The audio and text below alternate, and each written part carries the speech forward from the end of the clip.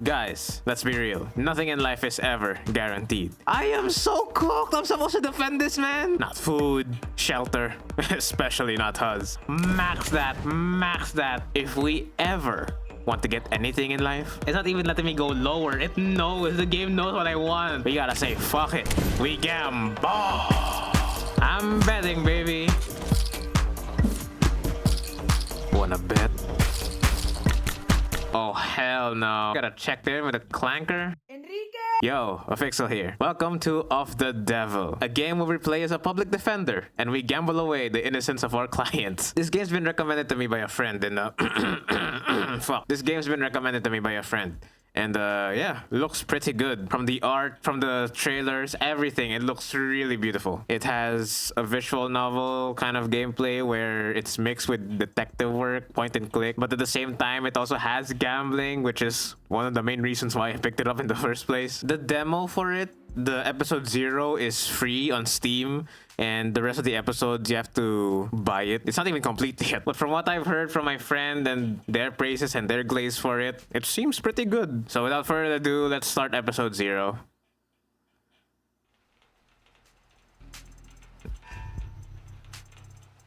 It's alright. Oh. Rain sizzles off neon above me. The summer shower creates a noted uptick in the flickering of holograms down the street, and the slight blunting of the night's ambience. Emphasis on slight. Lights, cameras, and constant noise. This city's got insomnia, with the uneven heart rate to prove it. Music sounds nice. It's a bop. There's no escaping the second-hand nervous energy of it all, but I'm plenty acclimated. Just a wave of worries cresting on the surface while I hold my breath deep below. Besides, a microdose of nightlife anxiety suits my mood just fine. Cause if I'm not careful, this client of mine's gonna die in jail. Oh, look at me! Damn! I look hot. This is the face of a woman that would gamble away her client. She is me for real. Morgan. Criminal attorney. It's hard to get away with murder these days. People are still presumed innocent, at least on paper. But by the time they're in cuffs, there's hardly any shadows of doubt left. Because this whole world is lit up, mapped out, never unknown, and always online. Whether it's incandescent or neon or hollow, whether it's LCD, LED, or just the nearest phone screen, there's light shining on every last pixel of the map. And someone's always watching. Solitude's a rarity. Anonymity is scarce. And criminal defense attorneys aren't exactly flush with customers. So you take whatever clients you can get, and you don't balk at public defender work, no matter the hour. And should you find yourself in one of the last dark, quiet corners left in the whole world, well, smoke him if you got him. Not that there's much else I can do. Until my phone. Damn, it's got that Persona vibe. I'm really digging it. And the narration, it really is those things that you can... The old-timey detective movies that were like all in monochrome and shit. God, I love the atmosphere. Counselor, your public defender contract has been approved. You are expected at the 254th precinct. Present your ID at the door to enter. Arrive at least 15 minutes early. I'll try. Looks like the paperwork came through. It's nearly a 3:15 now. 19 minutes since I took the job. Probably makes it about 2 hours since they finally got smart enough to ask for a lawyer. If they're really smart, they'll have used that time to get some rest. Because now that I'm here, things are going to get busy.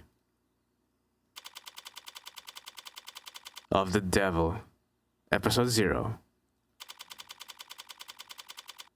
And he shall appear. Disable tutorials. No, this is pretty new to me. Yeah, this is what I also saw. They combine a 3D environment with 2D. It's so cool. Precinct 254. Welcome. It's a goddamn ghost town. With nothing but a hologram for a welcoming party. I'm here about the homicide. High clearance rates be damned. You'd think they'd treat it with a little more gravitas. But whatever. If I'm that unimportant, they've got no right to complain if I take my sweet time getting checked in. And I should take my time. Information's like cash in my line of work. You gotta spend it to make it. And if you're flat broke, no one's gonna give a shit what you have to say. So let's see if I can poke around and shake some change loose. Oh, the music. It's a bop. Press the phone button or tap the phone icon in the top left to access the pause menu where you can save, load. Oh, okay. You can toggle on auto-advancing text. No, thank you. I will click. Look around for points of interest you can check to investigate the area. You'll earn credit for investigating anything and everything you can. Credit is both a measure of your information gathering skills and your own credibility. So don't go broke. Alright, Morgan on the case. Whoa, okay. Well, an actual police lineup. It's like I walked into a museum. I've been behind those before. Though museums tend to feel expensive and clean. Dusty, forgotten, probably lots of unpacked boxes. This homicide department is more like an attic. Hard to believe they were ever so busy that they had to witness making IDs in the lobby. Then again, it's hard to believe they were ever doing lineups in the first place. Are you certain? Wasn't it dark? Did you know that during traumatic events, memory formation is blah blah blah? Poking holes in that setup must have been like shooting fish in a barrel. And all during billable hours. But there's no room to sow doubt anymore. There's no room to sow doubt anymore. Not when a modded witness can just submit their testimony as a video recording. Assuming their phone didn't automatically file a police report for them. God damn. So that's what I'm getting from this. The world building, it's all really dystopian. Every single thing has a camera, everything is being recorded. Someone's always watching, literally George Orwell. It really immerses you too, with everything that Morgan says and narrates. High traffic hallways, utilitarian furnishing, multiple screening stations. Pragmatic brutalism, so textbook, it could teach a freshman level architecture. Can almost hear the building drone on and on about concrete and iron and hard right angles. The civil planning equivalent of battle scars. From a fight won so long ago, they're starting to look ridiculous. I'm sure it was all very imposing back when it was built. But walking in here now, with crime rates where they are, feels like a hospice ward for heavy-handedness. Oh, hello. A data pad? I'll bite. Even when they're more advertisement than article, they can still be informative. In a flowery, roundabout, corporate propaganda sort of way. Keep an eye out for articles in the environment. They offer insight in the world around you and credit towards your investigation. Articles are added to your phone's reading list after you first read them. Choose the proper takeaway after reading them and you'll earn additional bonus credit too. Oh, I gotta read? Oh no. Limbus players when they have to read. Well, they highlighted it, so it's fine. I'll just read the highlighted ones. You can pause to read it yourself. I'm not reading all that. That's a lot. That's a lot. Yeah, I'm just gonna read the yellow parts. Civil engineering efforts will be refocused on maintenance and the expansion of the hybrid super infrastructure system. The canopy. Investigations into the consumer's long campaign finance irregularities. As one of the canopy's major backers, people and corporations alike have little choice for how they complete their morning commute. Subterra, personal submarine taxi pods, first prototype of city, pointing over, mind-bogglingly wasteful, impractical, and extreme. Subterra. It appears that you have 0 free articles remaining this month. Please verify your account. Oh hell no. Oh hell no. Policy of them putting a paywall here. As if I'd reach for my wallet after having to read the word like aesthetical. Besides, I got the gist of it. The takeaway that the city will be focusing its efforts on Subterra? No. The canopy, because they said it was wasteful. Yeah, money. There'll be increased scrutiny surrounding the canopy now that there'll be increased scrutiny surrounding the canopy now that there's no plan B. It's a massive project with a massive budget, lines the pockets of a lot of people, big and small. None of them would appreciate bad press at the moment, not when Councilman Long's already thoroughly chummed the waters. I don't know who that is, I didn't read it. I probably should have read it, but that was too long, bro. I'm a Limbus player. Backlog? Oh, okay. You get to see all of this. Nice. The medium's cracked in the corner. Looks bad, but my phone's made of the same stuff. And I'm rolling the dice every time it falls off the sofa. Could probably null the warranty on one of these things with a loud sneeze. At least it's not broken entirely. Even at this hour, it's still dutifully scrolling through its notifications. Looks like the usual 1-to-1 ratio of public health alerts and inoffensive pop culture trivia you always get served at state buildings. But there's a few missing persons too. 1 year of Silver Pan coverage, courtesy of Cadius, as a reward for any... Silver's no joke. Family must be getting desperate. Alright. I've taken in all the scenery and learned as much as I can here. Time to get checked in. Oh hell no, I gotta check in with a clanker? It booted up fine. So far so good. Good morning. Morgan here for the public defender contract. Could you please provide your name and... Great! Please stand still for a moment. I wouldn't call intake halls charming. More like harmless. That's probably what the designers were aiming for. People don't mind a quirk or two in their tech as long as it never speaks out of turn. I'm sorry, I'm having trouble placing you. Could you please provide your name and date of birth? So far so good, was it? Just scan my card. Say, why don't you just scan my ID card? Great. Now could you please confirm your date of birth for me? Why do they even bother asking? My birth is on the damn ID card. And my profile. I'd have to be a world-class airhead to get this question wrong. No problem. My birthday's... Oh, wait. Oh, profiles. Oh, that's me. Morgan. December 26th. Oh, look at that keychain. Yippee! It's cool. It's 3D and you can move it with the mouse. That's fun. Okay, anyways. Okay, what about me? Morgan, December 26th. Damn. She literally is me. That's near my own birthday. What the hell? Height. Okay, I don't know what that is. And feet. Blood type AB. Occupation. CDA. Likes puzzles. Smoking. Where's gambling? Where's gambling? No. Hold on. It's gambling. Wait. You are on thin ice, lady. Dislikes commercials, hairdressers, jogging. True. I can understand that. Talent. Can fall asleep in any position. Same. Coffee, decaf. I can work with that. Drink, whiskey sour. Oh. She likes whiskey too. Okay. Guys, if it wasn't already clear, she's literally me. For real.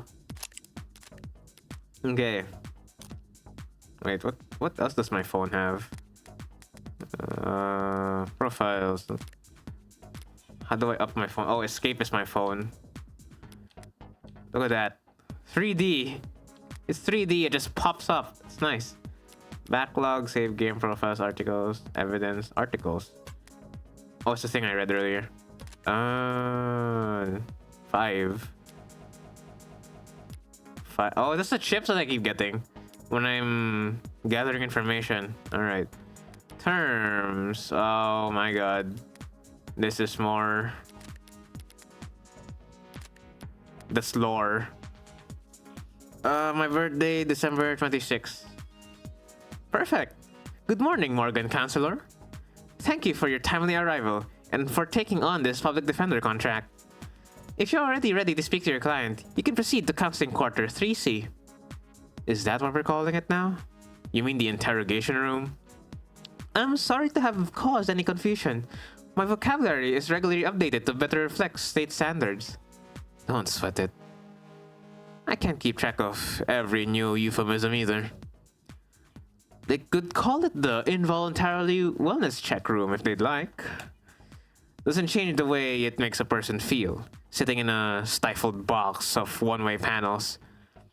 Nothing to see but their own reflection, duly warped across gunmetal walls. Morgan Counselor? Can I help you with anything else? Choices that progress the story forward will cause other options to shrink away when selected. Choices that will take the conversation down side paths and before returning to this point will not. Because of the article you read earlier, you've unlocked an additional choice in this dialogue. Read, examine at every opportunity to build up your knowledge and get the most out of every conversation. Oh, I unlocked this. Why the disrepair? I know the city's not terribly concerned with the lower wards, but this is a police station. Why is it so goddamn dusty? This facility is currently undergoing renovations.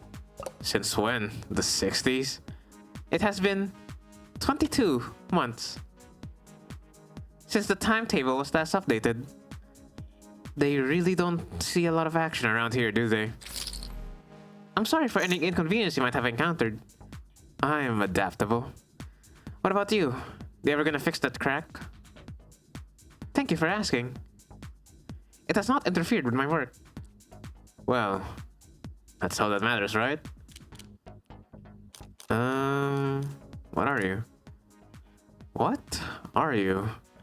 I'm a smart user interface, proudly sold by Noble Electronics. Thank you for asking. If you're interested, I could send you a link with information about our subscription. Oh, what the hell? You're advertising to me. You're literally a police bot. Why are you advertising? You are state property. Why are you? Why are you advertising to me subscription pack? What?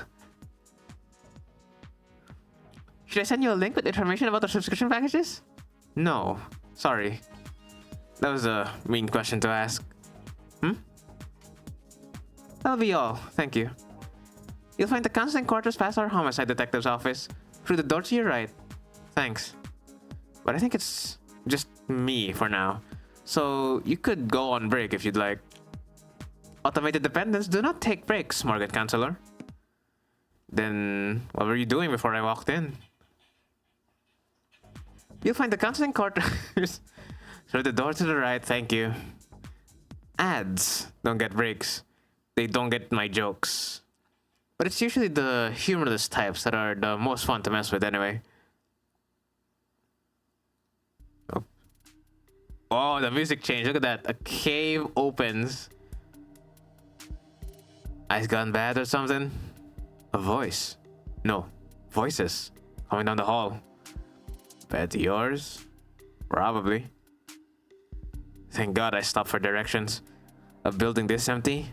The desk could have just told me to follow the echoes. One voice sounds older, rougher. Decidedly low energy. Oh, okay. Appreciate you, Bobby. Half a bit, I try to be serious. Young voice. While the other rings with youthful indignation.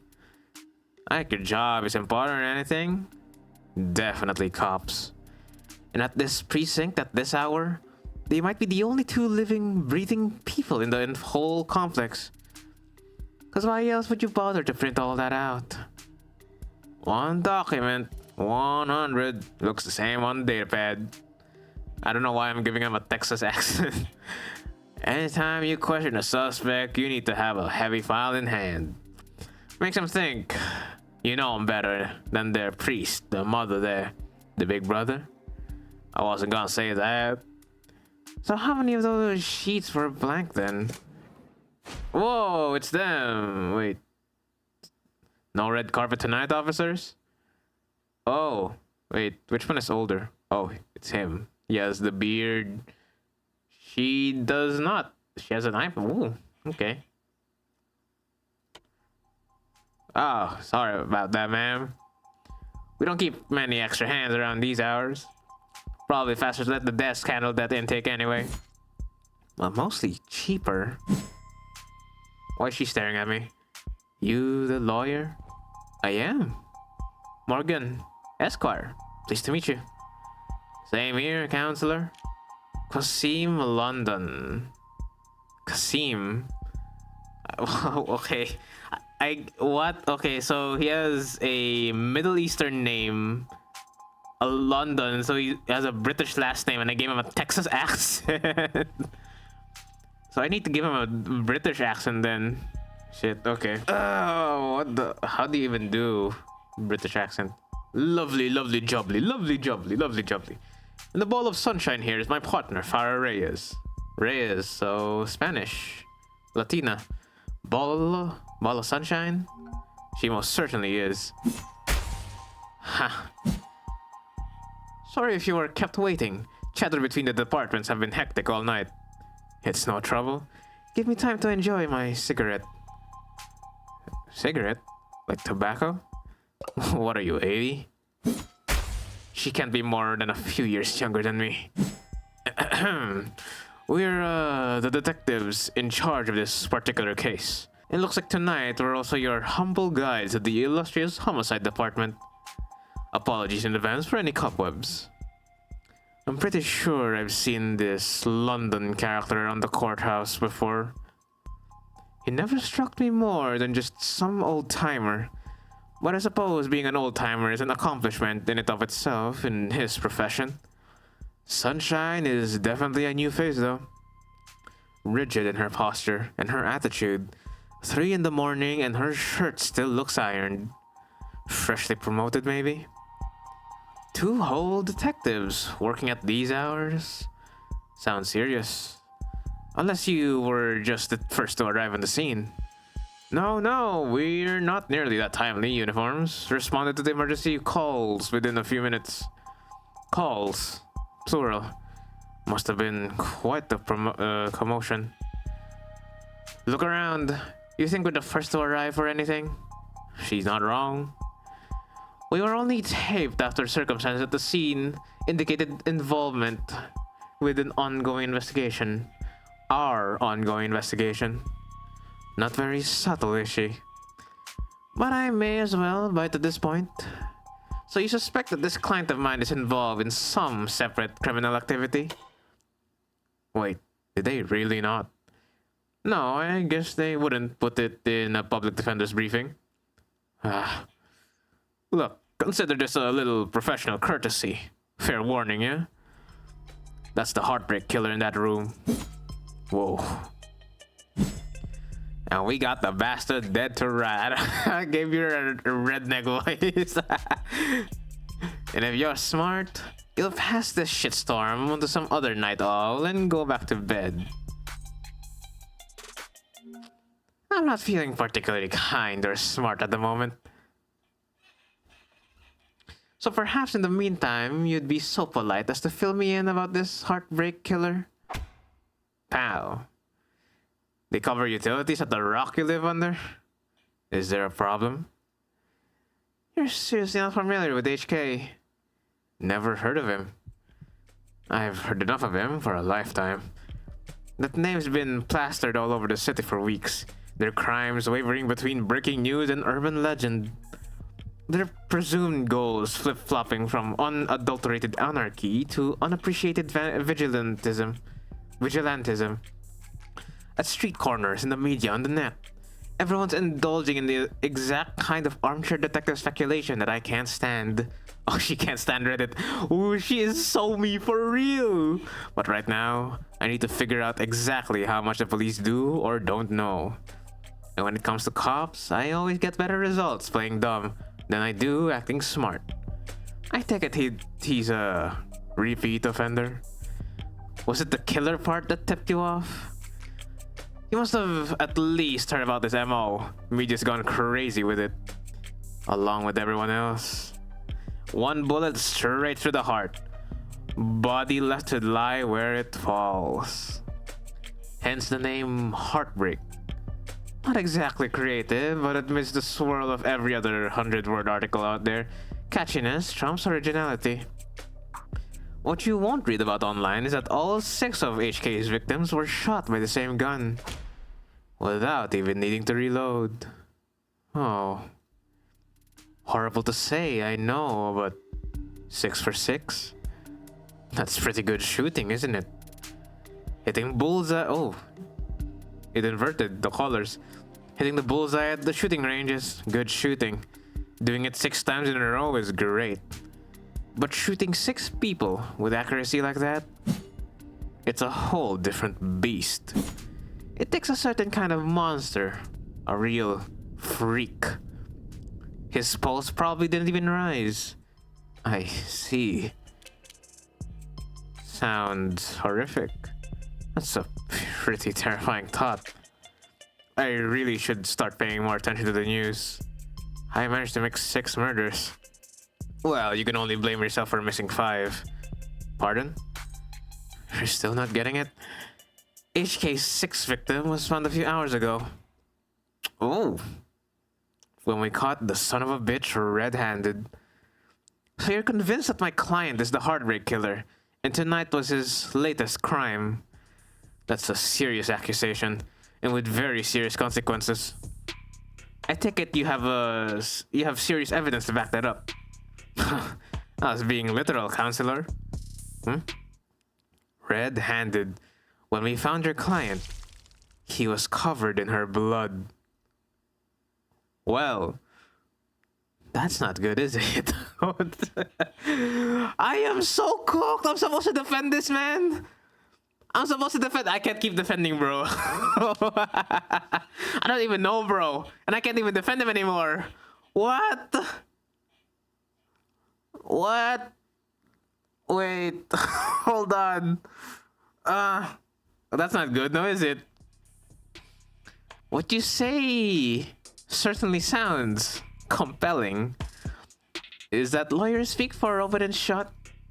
But even if that's the case, how does one crime scene make him look good for 6 murders? It's all there in the discovery files. And the ARCs, of course. ARCs. Join the local net on your phone and we'll turn over everything you need. I'll bet. Oh, that's a gambling. Oh, I'm about to bet.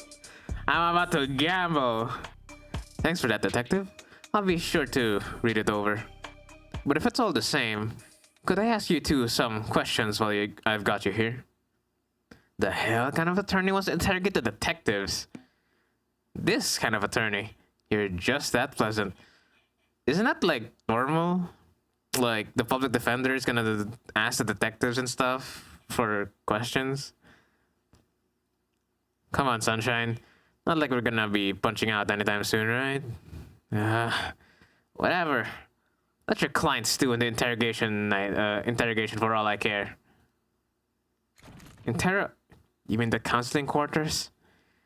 We are at your disposal, counselor. Okay. Whoa. It reminds me of Inscription. It's really cool. But I guess it's a little too bright. Yeah. I get that there's the thing and stuff, but I can barely read like this. Like inspect. It's supposed to say inspect, right? Because I know it from here. But it just blends too well with the light. It's stylistic. I really like it. But I have astigmatism. My monitor is blinding me as we speak. Okay. Where should we start? There's a data pad here. Same thing. I'm just gonna read the yellow ones. You can pause if you wanna read all that. Alright. Surging sales of the Animate 16 Noble Electronics stock rose a stunning 3%. The first generation of androids to feature over 50% organic components. Oh, cyborgs. Okay. Borgs. Impractical due to increased maintenance costs, cuts and scratches, bruises, and the like. They don't heal? They have organic components. They don't heal, like us. Alienating its customers in the industrial and military sectors. Animate 16 is poised to break profitability records. The work of Noble's famed lead programmer, Dr. David Asher. Hashtag Noble Industry Week. They still use hashtags in the distant future? Oh my god. Dr. Asher himself was nowhere to be seen. Hey fam, looks like you're not logged into this device. Wanna put in your account info? I hate how every article has this, like, I don't even know what gen it is. Young people speak, where, hey fam. Jesus Christ. He's in the news again. No wonder. Can't spit without it landing on a piece of noble tech these days. Especially not when the state's involved. Don't know if they'll buy it when it comes to warm androids though. For government use, they're just... They made it a point that they're too frail. All androids undergo wear and tear, especially if they're all directing traffic or suppressing crowds. So if these warm androids bleed pink all over themselves every time they take a rock to the cheek, it's just an endless stream of bad photo ops waiting to happen. Warm androids, what? Okay. They don't call them cyborgs? Warm androids? That's somehow even worse. Warm androids? Ugh. Sounds like a sex toy. Disgusting. Barren, stark, and uninviting. This must be Reyes' desk. Sunshine. Keeping your workstation neat and tidy is admirable, but I can't spot a single mote of personalization. Is she so new that she hadn't had the time to unpack? Or is she really that uptight and boring? Huh? Both, maybe. Come on. She's just a little special, right? She's just a little cranky, a little quirky. You shouldn't have cleaned up so much just for little old me, Detective London. Someone really needs to introduce this guy to a filing system. Or even just a stapler. Paper documents scattered about lazily alongside actual photographs. Either he's really old-fashioned or really paranoid about data leaks. Huh. And he doesn't look like the paranoid type. Well, orderliness aside, some things are better in paper, I'll give him that. Okay. It's the only thing left to observe. The crimes. The thing with the yarn and the pins and the photos of each crime. Loose wires, missing panels, an aircon system that probably sweats more than the people it's supposed to cool. Whoa, they call it aircon? Are we in the Philippines? Aircon? Okay. Didn't know we're in the Philippines. This is like Manila, probably. No, we're in the lower ward, they said, right? So, it's probably Tondo. No room in the budget for making the office not look like shit, huh? I expected to find a lot of belt tightening at Homicide, but I didn't think their operation would be this bare bones. They've got a stunning clearance rate, and they work fast. Guess the city sees that and just assumes that their job is easy. Oh, that's cool. Look at them. Since they don't really have 3D models, they just have an outline of their color. That's cool. Maybe their job is easy, with our dear doting surveillance state eliminating so much of the footwork. But if your wheels don't squeak, you don't get your palms greased. So Homicide ends up as the only state department with a shrinking budget. A dumping ground for the police force, most unambitious and least popular. Okay, nothing else jumps at me around here. You don't gotta be mean to Sunshine over there. Come on, Morgan. I've got a better idea of who I'm dealing with, at least. Yeah, he's a veteran, so he has that sloppiness, but it's kind of competent sloppiness, where he puts all of his points into actually being able to solve a case or being analytical, while the new hire, obviously a new hire, you know, a little naive, right? Now, I need to check out the crime scene data. I should have been sent a link. You've been granted access to state files regarding case KL433511. Reply C to confirm. Confirm. You need to reply C. Oh my god. C and confirm. Fines. Am I talking to a person? I am an automated dependent. Ads are usually more polite. Our personalities are tailored to suit our users' preferences. So the state likes you to be a little authoritarian. You need to reply C. Oh my god. These clankers, I swear to god. C. It's case C. Thank you. Link.uxi 433-511. Alright, if I project from my phone. Whoa, okay. I'm an iPad baby. ARCS user portal. What is ARCS? Oh, this is oh, augmented reality crime scene. Oh, that's ARCS. Okay. All right. Let's see what the police have. This is so cool. Oh, go. Oh, okay. And what they think is important. Oh, okay. So this is the scene, right? So, okay. All of the important things seems to be highlighted. Let's check the gun first.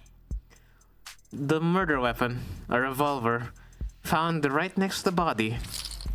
6 empty casings found in each of the 6 chambers, meaning the gun's been fired 6 times. Looks like the crime scene techs practically disassembled the damn thing. But all they found were fingerprints belonging to my client. And so he was found by police with the murder weapon right in front of the body. I don't even know where to start. Highly prejudicial would be an understatement.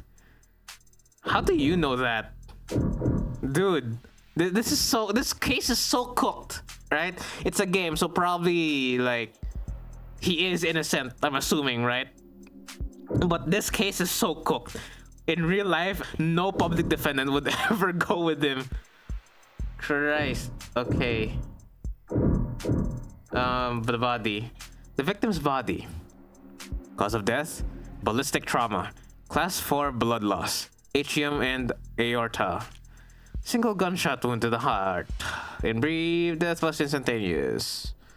No injuries anywhere elsewhere, and no blood or skin under her nails. Blood splatter, forensics, and all that other good stuff tells them that she was shot from there. The door. So the killer was standing in the doorway when they fired. Oh, so they just appeared, opened, and then shot them. Pow! And then made it look like it's a robbery. Right? A stand-up mirror shattered and knocked over. Real glass. No screens or cameras here. It was hit hard enough to come unattached from its arm, while shards of glass were scattered far enough to land on the victim's body. What a mess. Huh. Okay. Why can't I click on this?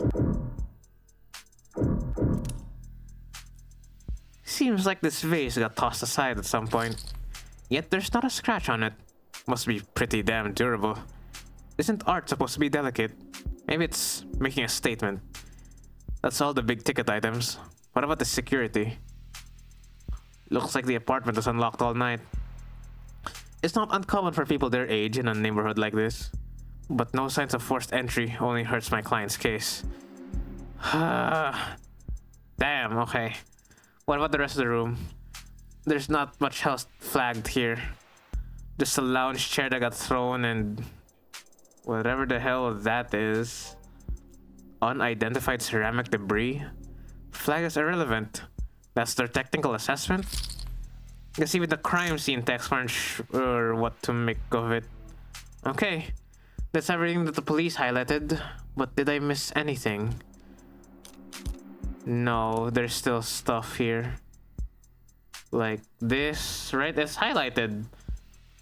The mirror was highlighted, the vase was highlighted, the gun, the body, the...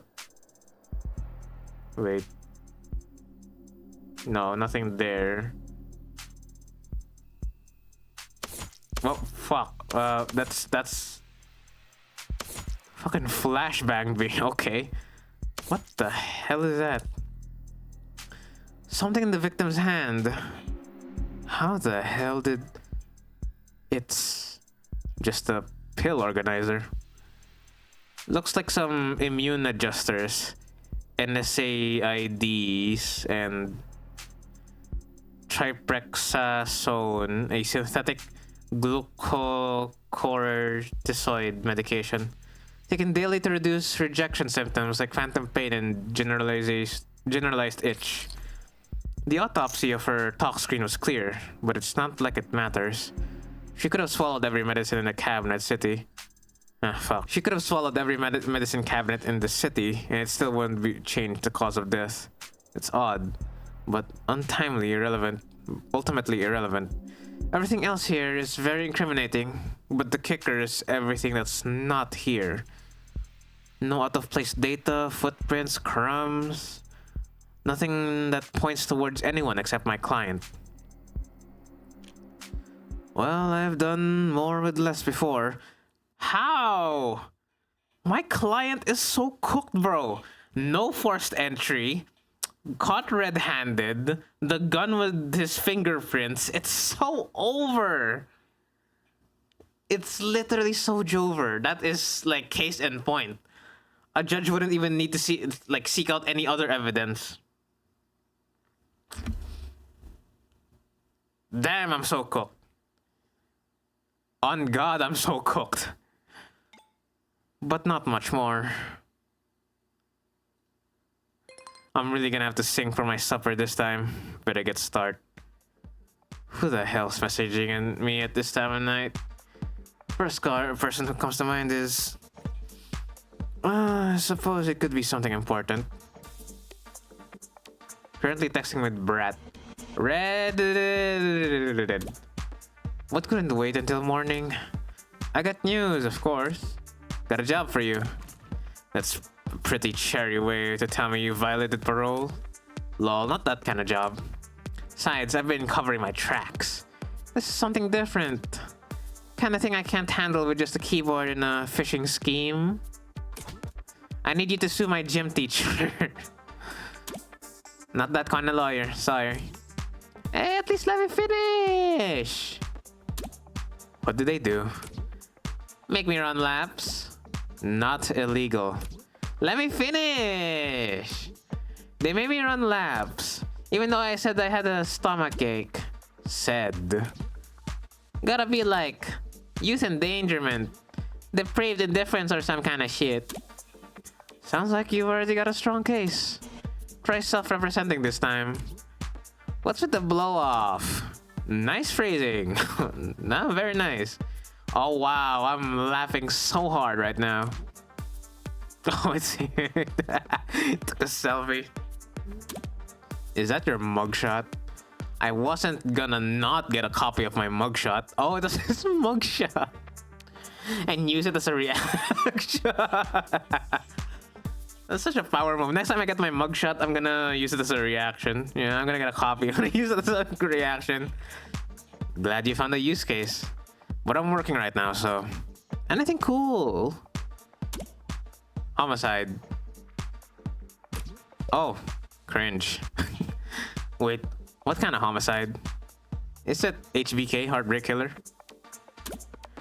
It's the kind of morbid things kids your age talk about. Teens my age. And yeah, we can read. Compared to the corrupt shit in the headlines. Old-fashioned murder like Cardi B is like... quaint. It's not heartbreak.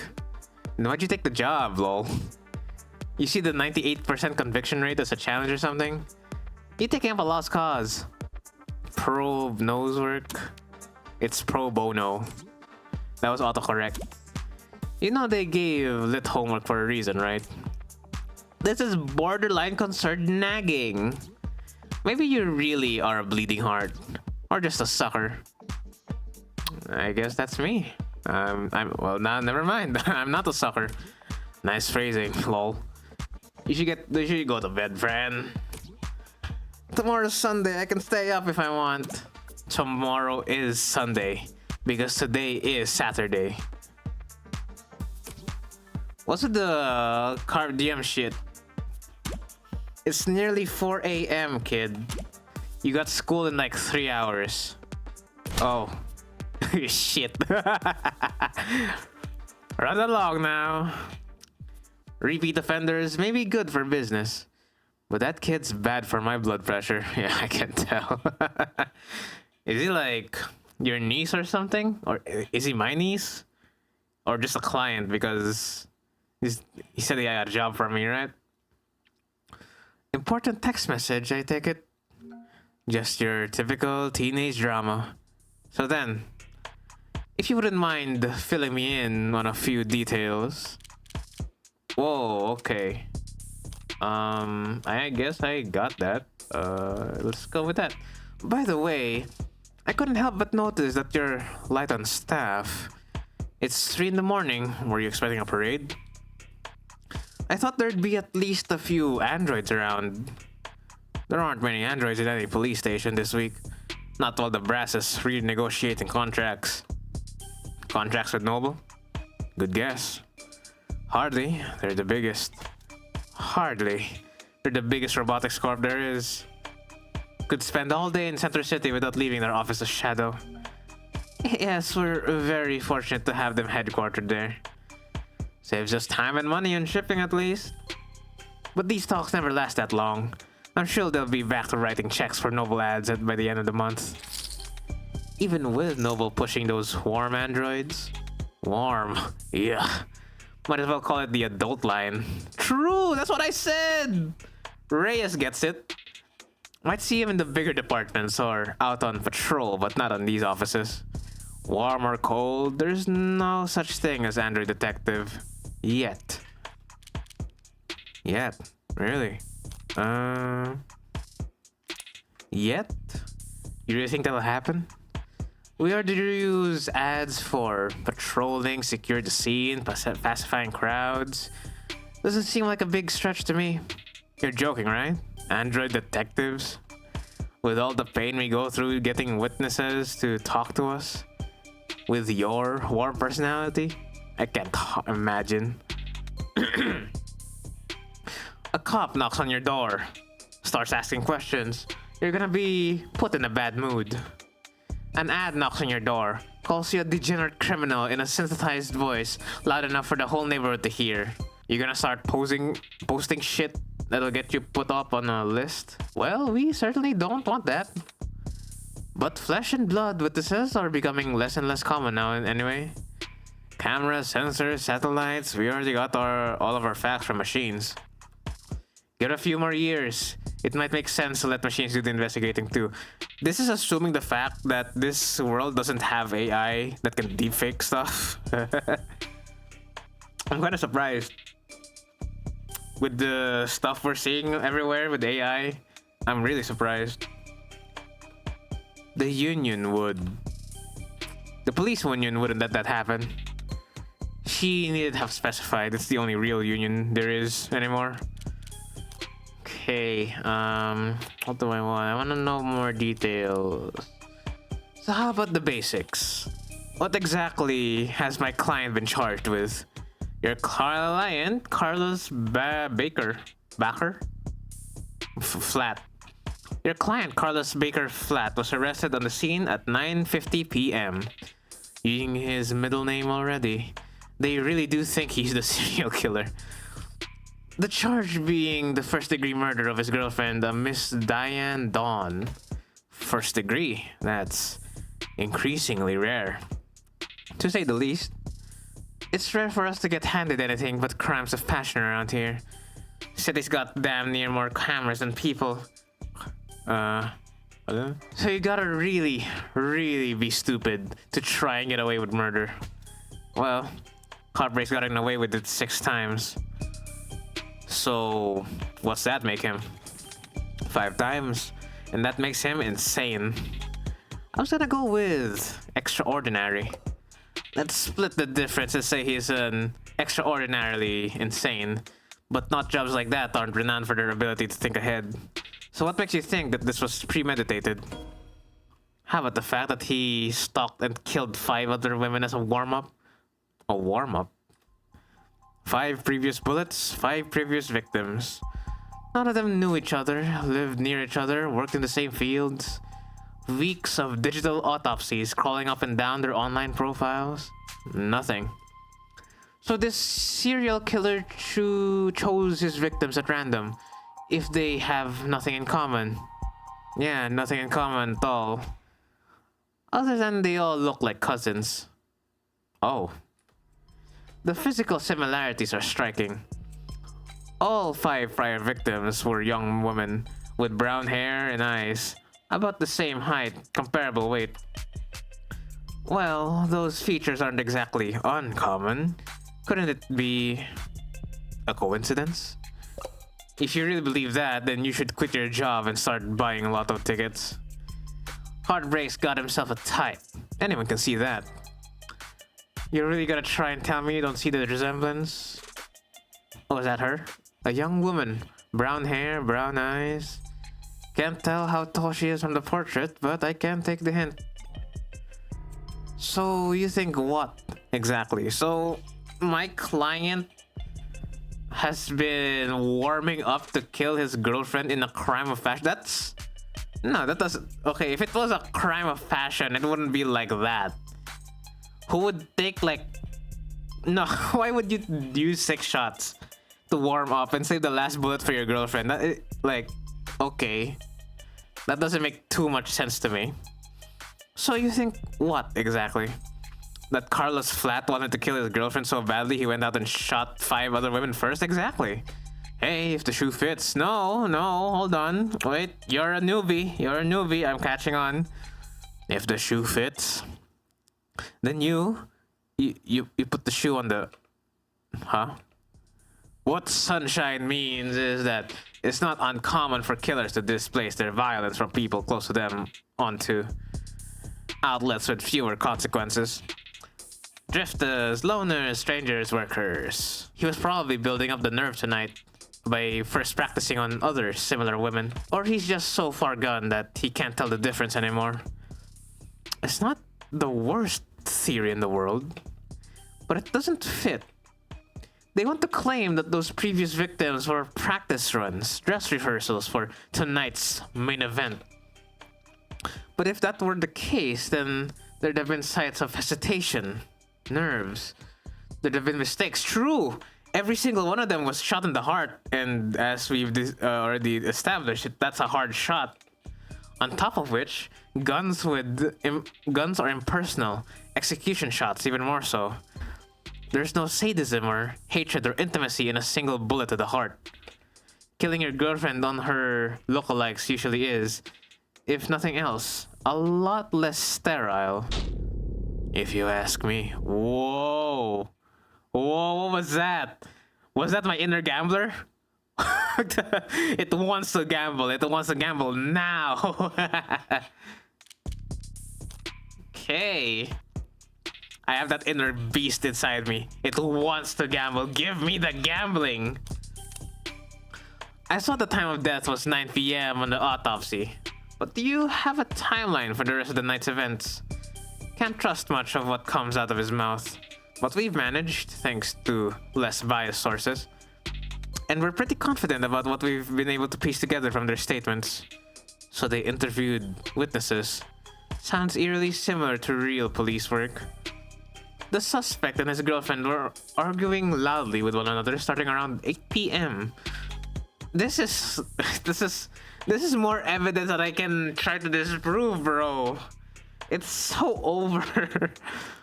Neighbors were very clear about that part. Couldn't wait to tell us about all the happy couple's domestic problems. Everyone in the building knew they'd been fighting for weeks. As you probably gathered from what you saw in the arcs, there was a struggle. Furniture turned over, glass shattered.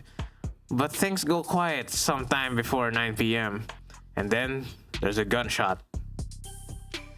Scrubbers are still scrubbing, looking for audio from the air to get the time stamp. But we heard from enough concerned citizens to be pretty damn sure about the time. Right. Emergency services got a burst of calls from the block shortly after 9 p.m. No one seemed to recognize the sound for what it was, but the silence that followed was pretty universally alarming.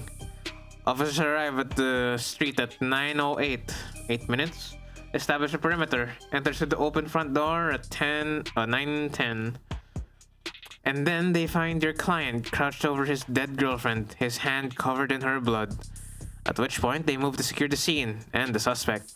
Sorry, did you say his hand, singular? Your client's modded. Cybernetic right arm. How modded are we talking about here?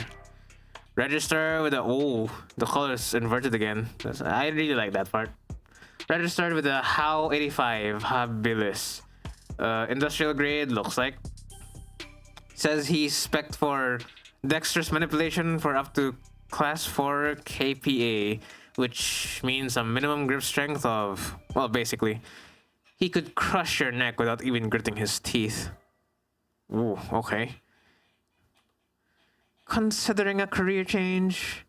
No, it's not that. It's just... Your eye must be very sensitive for you to put the patch back on each time. In here, I thought you just had the 14-year-old sense of fashion. You think a cop would ever cover up her dominant eye because it was fashionable? Actually, I thought the same thing the first time we met. You what? But getting back on track, that arm of his has been in the shop for some time now. He can't work without it. Money's got tight. The arguing? Yeah. When did he put his arm in for repairs? 8 days before Heartbreak's first victim was killed. Well, no chance they'll be willing to chalk that up to coincidence. Her client was arrested on the scene after a preliminary scan found his fingerprints with the revolver. On the revolver, and no one else's. A revolver? What kind? The old kind. The real old kind. More specifically, a Calver M54, 6-chamber, 10mm. Calver? How retro. You don't know the half of it. We're talking steel chamber, real gunpowder, mechanical firing pin, and no tags. No tags? How is that?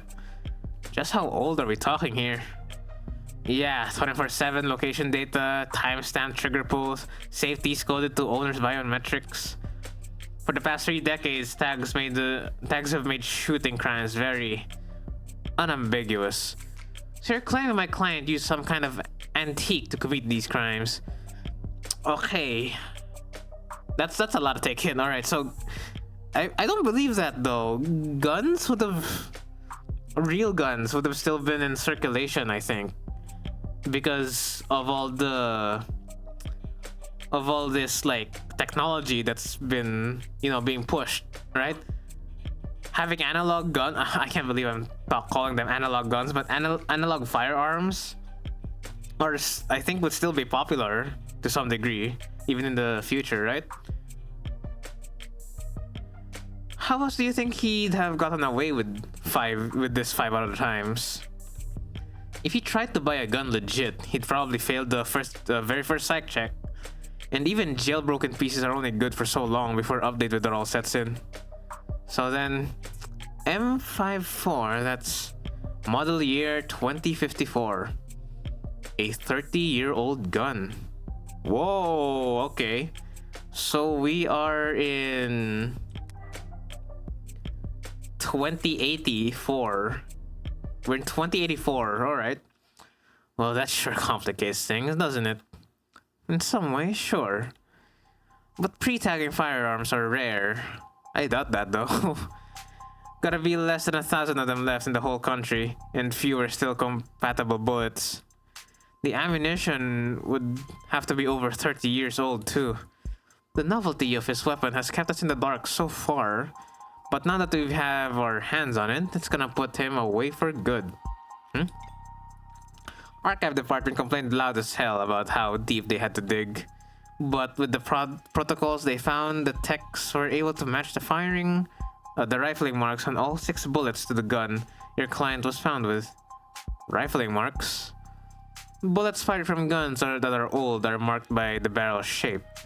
So if all 6 bullets had the same rifling marks, we know that they were all fired with the same gun.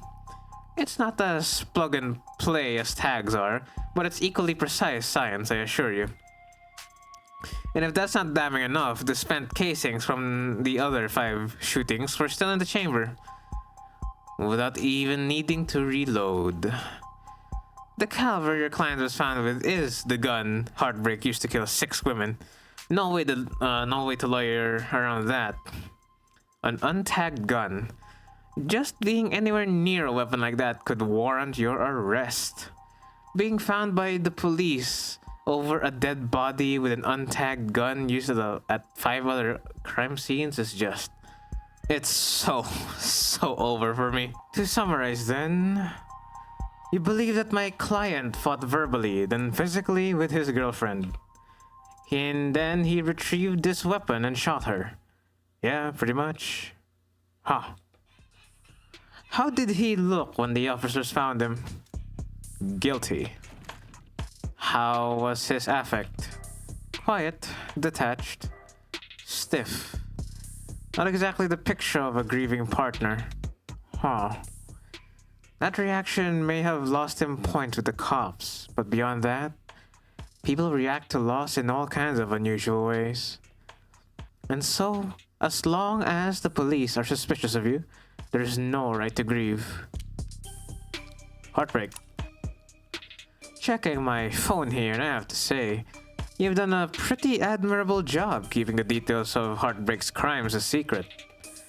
The less reputable sites are doing some real journalistic acrobatics trying to piece together a story. Yeah, Top 11 Theories on Who Hurt Heartbreak was a real weighty read. It's not just journalists though. All kinds have been emboldened. The freaks that Heartbreak managed to bring out of the woodwork into the last few weeks. Can you blame them though? I mean, he's a genuine serial killer. Repeat offenders in general are an endangered species, but he's gotten away with. We know what he's gotten away with. Huh. Take a look around us, detective. National DNA registries are robust enough that cases never go cold. Cameras on every street. A phone on every citizen. Violent crime at an all-time low and clearance rates at an all-time highs. But you gonna spout some alt-pol bullshit about the invasion of privacy? No, I'm not. People are safer now than at any other time in history, detectives. So when someone like the Heartbreak does come along... Good point. London's trying to look like he can laugh it off, but pressure from the higher-ups must be reaching its peak. They want, maybe need, to see someone charged, and that makes them predictable. Yeah, well, even if there's nothing standard about Heartbreak, Department SOP still dictates we starve the media for case details. That way, when we do feed them, they're grateful for whatever scraps they can get.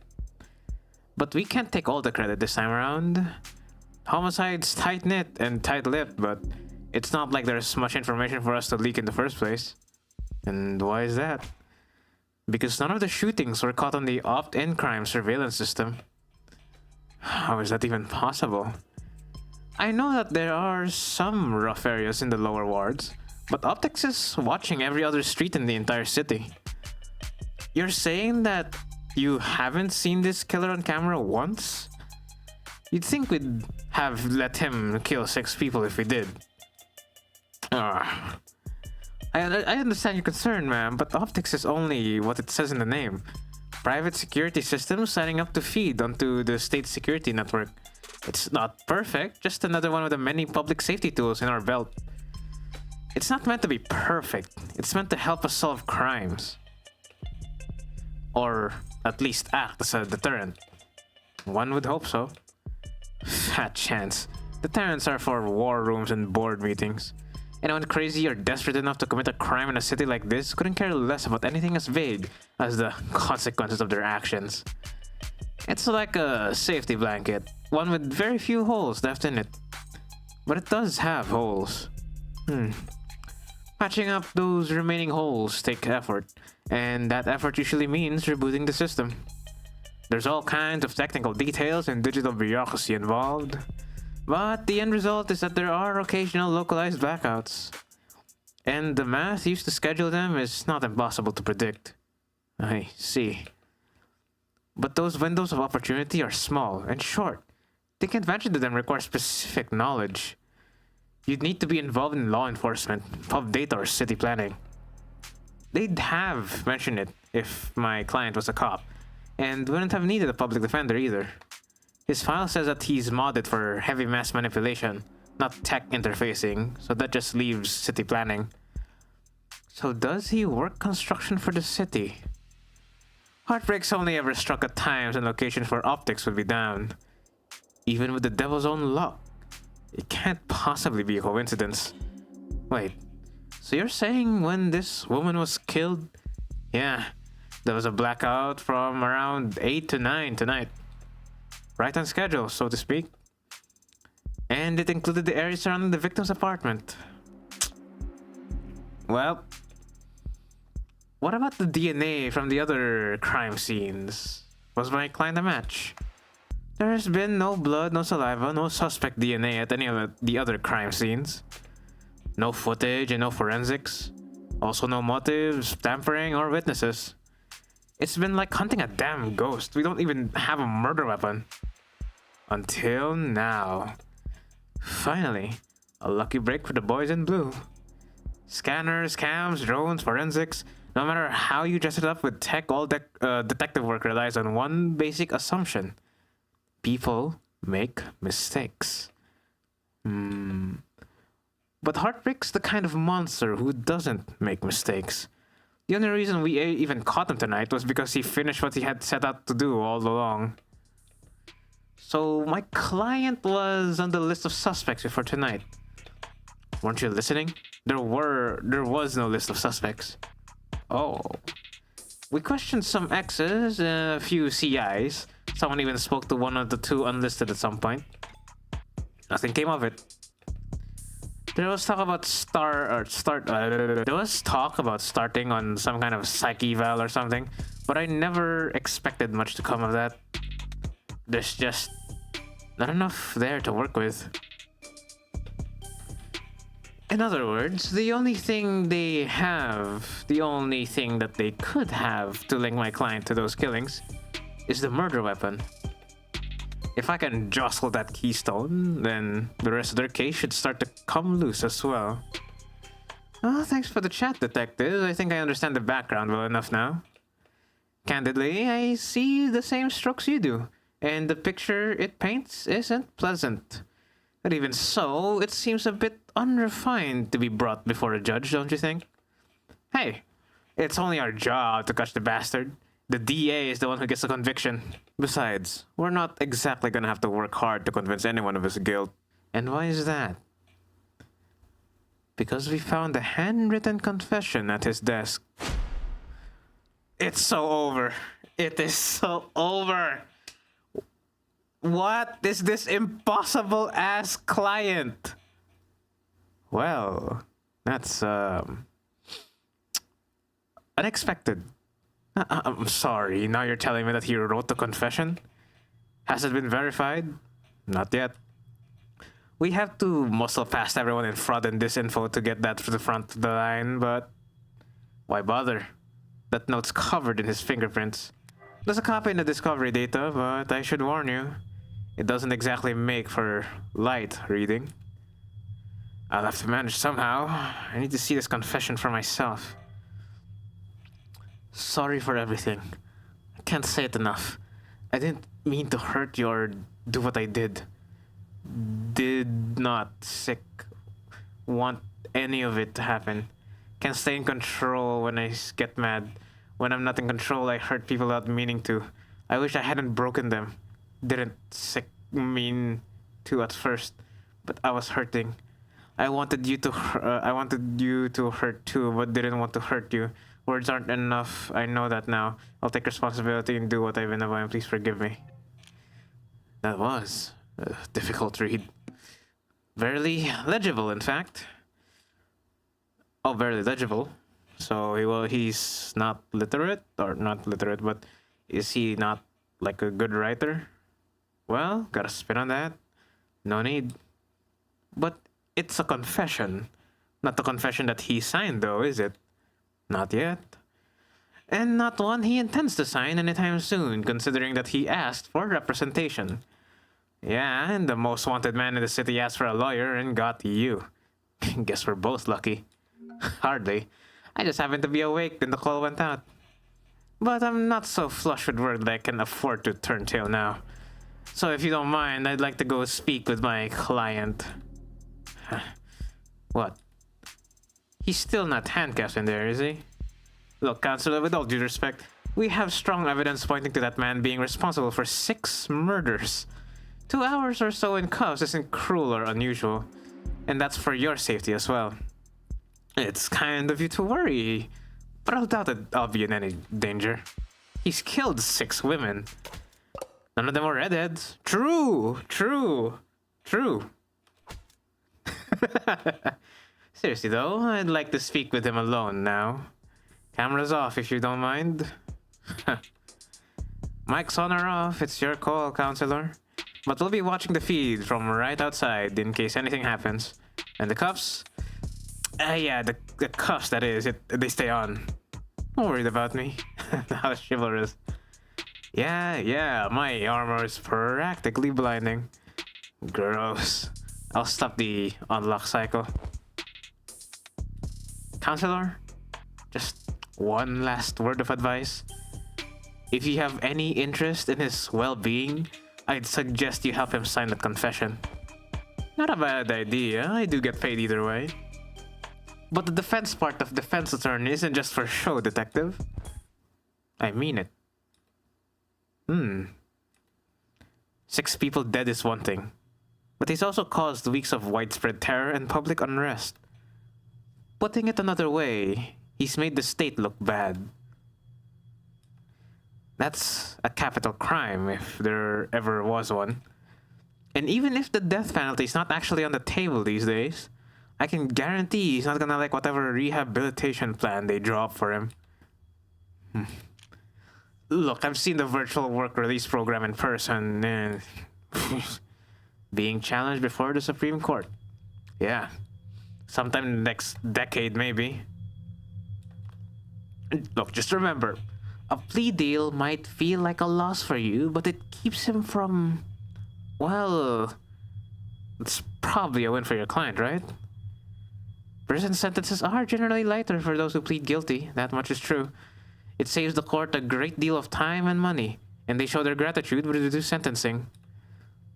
But no one will ever be grateful towards the heartbreak killer.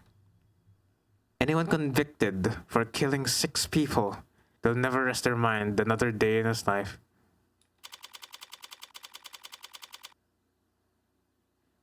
"3:35 a.m., June 5th, 2086.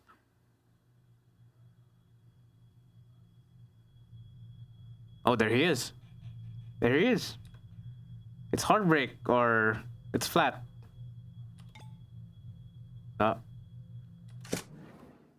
It's depressing as hell in here. Yay! That's me! Thumbnail. I need to liven this place up. Carlos Flat, right? Hope you don't mind if I get comfortable. We got a lot to cover. But this shouldn't take all night. Look, I already told you people I didn't. I'm not a cop, Carlos. Furthest thing from it. I'm a lawyer. Your lawyer, in fact. And I'm here to help you. Yeah, well, they said that too. All of them did. Back there, in here, kept repeating it the whole ride over. They said that they were going to help me, that they knew that this was all a mistake. Then they said that I killed. Acting like they were on my side. They thought I could have. It's not their job to help you, Carlos, but it is mine, and I'm here now. He's still in shock. I need more information. But if I approach this the wrong way, it'll just clam up even more. I'm sure you're exhausted. It's probably difficult to think, let alone speak. But I'd like for you to try and answer a few questions. The police already questioned you, I'm sure. But they were treating you as a suspect, not as a client. Okay. So what do you want to know? I want to know about you. Let's start simple. Something mundane. Grounded. Route. I'd like to know a bit more about you first, Carlos. Something like, what line of work are you in? I'm with city engineering. Or I was, or I should be. As I thought. The police must be convinced he mapped the optics blackouts using data he stole from work. My arm, I got it slotted for the job. And, Carlos, I'm gonna need more than that. So what do I know? He works in city engineering, not a desk job. Reyes said he was modded for work and that arm must be in custody at the moment, but based on his shoulder, it'd have to be pretty... utilitarian because it was for work. Utilitarian, yeah. It doesn't strike me as the type who'd be, who's enamored with the aesthetics of modding. The young and the restless and the rich, swapping in neon and chrome limbs because the way they like it looks. The young and the restless. The young and the restless and the rich, swapping in neon and chrome limbs because they like the way it looks. Or the way it makes other people start looking at them. No, he's pragmatic, grounded, and very unlucky. In which case, I should be too. You know, my brother wanted to mod. Really? Really? I don't even have a brother. I do. I have 4, actually. I have 3, actually. He had everything planned out. A whole career path of promotions and bonuses and upgrades they'd afford him. Then came his 16th birthday present. Test results politely informing him that he is not a viable candidate. That sucks. I think he felt relieved, actually. Seemed like it was a weight off his chest. Like he was glad that he didn't have to get like he was glad that he didn't have to choose. Does that make sense? Yeah, I think it does. I always figured that if I'd start at all, I'd start small. Hand or an eye, test the water. Never thought about lobbing my whole damn arm off, but the recruiter was enthusiastic. He said, because of the NCDA, there was financial aid and resources. Of course, that got shit canned, so now me and every other modder is royally screwed. Couldn't even let me keep the tax credit. The new Citizens with Disabilities Act was amended, not repealed. But I doubt he'd appreciate the distinction at the moment. I worked the tighter spaces, the high volt environments, mostly canopy upkeep. Typical stuff for modders, you know. He's speaking freely now, don't need to do much more than repeat his words back to him and keep talking. But the right word choice here and there can still make a difference. You work on the canopy. You must be strong, under a lot of pressure. Now that the subways are cordoned off. Damn straight. And this crap with Long. Once word got out that the case against him was real, every desk job in the chain became terrified of their own shadow. All of them convinced that Eternal Affairs is gonna come knocking if they misplace so much as a paperclip. Everything by the book means no room for compromise, no room for problem solving, no room for engineering. Yeah, and no patience for screw-ups. He's trying very hard to not look at his shoulder. Why aren't you wearing your prosthetic right now, Carlos? Yeah, that. Rejection issues started last month. A lot of sleepless nights. Rejection? Did the therapy not take? It's not like that. I wasn't oozing pus out of my sockets or anything. Then, do these rejection issues have anything to do with your scars? Not in the way you're thinking. Hmm? I'm right-handed. So those cuts on his face are just from shaving? Never thought I'd go on this long, so I'd have to relearn everything how... Never thought I'd go on this long that I'd have to relearn how to do everything. I mean, the problem started small, trembling, but then the spasms. Just oversensitivity, they said, an easy fix. But the problem got bigger. Couldn't let it get that far. Need to be able to trust your own hands when you're working on the job site. Drop a cutter at the wrong moment and people could get hurt. So I sat down, made an appointment, turned in my arm, and watched my case get placed at the back of the damn line. Where did you turn it in? Some mass turn around chop shop with a waiting list like you wouldn't. It doesn't sound like you're a happy customer. Hell no. I'd found a dozen other clinics with shorter wait times. But as long as I'm renting and not owning, the manufacturer decides where your arm gets maintenance. And that's why I'm sitting here with this expensive ass stump for a shoulder. I haven't been able to work in weeks. Bosses were generous enough to say my position might still be there when I've got 2 working arms again. You couldn't buy or rent a replacement yourself just in the meantime? I serve at the pleasure of the state. And they've got exclusivity rights with Hindi. All locked up, white knuckle tight. Hindi? How Industries? Yeah, How Industries. As I recall, he's registered with one of the Affyxal models. If I took one step on site with uninsured tech, forget the fines. I'd lose the down payment and my arm. And I'd never work in this city again. Like I said, no one's sticking their neck out for anyone now that longs in deep, hot shit. You mentioned discomfort. Are you in pain? Pain will come and go. It's the itches that'll kill you. And the phantoms come back pretty fast when I don't have anything. Arm-shaped attached to me. Didn't they give you something to, well, wear in the meantime? Something the clinics lend out for cases like this? What they gave me is a deadweight 3-jointed landfill bait piece of shit. Huh. Sorry, it's just... It's a very shitty feeling having a part of your body that you know they cut corners on. It fits, it's compatible, technically. I can slot it in and feel on balance again. But the fingers don't even bend, and the quick twitch motors are way off. It's like walking around with your arm asleep or dead. So, were you wearing it when... Oh, I can just bust out the big guns when she died. When you were arrested? Were you wearing it when you were arrested? No, I wasn't.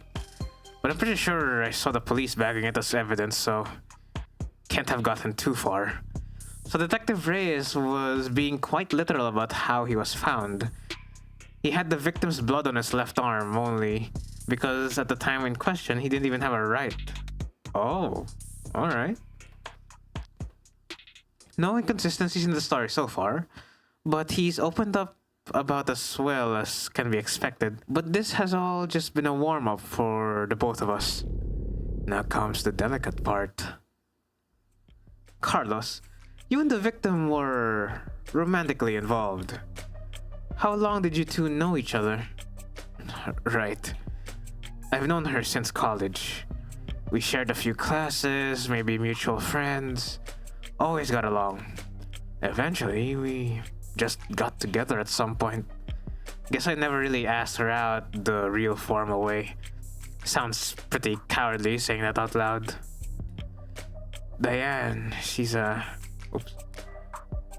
was in genetics. Focused her studies on agriculture. It always takes them a few tries to get used to using the past tense. Just finished her post-grad work this year. Got hired right out the gate. Practically headhunted. You believe that? Practically headhunted. Of course she was. Any company'd be lucky to have her. Unlike... It was a real-ass job. Paid real-ass money, too. So her career was starting to pan out, right as yours had fallen into the mother of all slumps. Where was she hired? Pedigree? No. Perigi Laboratories. I say that like the name matters. The whole setup's under like Harco's umbrella. That doesn't narrow it down. The Harvest Corporation grows a third of the soybeans and corn in the entire country. One client that size, the lab wouldn't need any others. Now, no corporation earns the mega prefix without a little cutthroat thing, but Harco is about the tame. But Harco is as tame as big businesses can get. But Harco is about as tame as big business can get. Predictable like the seasons. No one's gonna buy that. Predictable like the seasons. No one's gonna buy that they had some lab tech murdered because of corporate greed. Predictable like the seasons. No one's gonna buy that they had some lab tech murdered because of corporate greed. Had she adjusted well to her new job? Yeah, they loved having her there. She never mentioned arguments or disputes or corporate politics getting rough. I don't think so. Not like I've been a good listener lately. But I never got the impression that she... Look, no one I know could do this to her. And there's nothing she could have done that would deserve what happened to her. It was a long shot, hoping for a disgruntled character from her past to shift blame onto. But with no other suspects, I can't reshuffle the detective's suspicions. I'll have to disprove their argument entirely. Thank you, Carlos. That was very helpful. It was. Now I'd like you to try and tell me whatever you can about what happened that tonight. Start from the beginning and take your time. The details are important. All right, Miss Morgan. I'll try, Morgan. Whenever you're ready. We were arguing. We had been arguing a lot lately. Arguing about stupid stuff. I hadn't been working. Hadn't been making money. Haven't been pulling any weight. I was mad at myself. But more than I was jealous of her. Jealous over nothing. Jealous over goddamn money. The reports say you were arguing around 8 p.m. 8? Yeah, must have been when we started. We got into it and I said a lot of things that I shouldn't have. And I said one thing that I really, really shouldn't have. I crossed the line and we both knew it, so I left. You left? Yeah. Walked out the front door, thought some fresh air might help cool me off. Help me figure out what to say or to make it up to her. Of course, the air wasn't fresh, just humid. Thick like mud. And while I was pissing away the time, Diane was... Did you bring your phone with you? Or any other electronics? No. I kinda stormed off. Didn't even take my key fob. Didn't even lock the door behind me. With optics down, traffic and street level cameras won't help him. That leaves... Did you go through a checkpoint or talk to anyone with modded eyes? Did you buy anything, cash or credit? No, not even a vending machine. Not even a damn vending machine, huh? I may have met my match. How could anyone be this unlucky? I swear to God. Give me something, bro. I can't defend you with nothing. I can't glaze you with no mouth. Please give me something. That's quite unfortunate.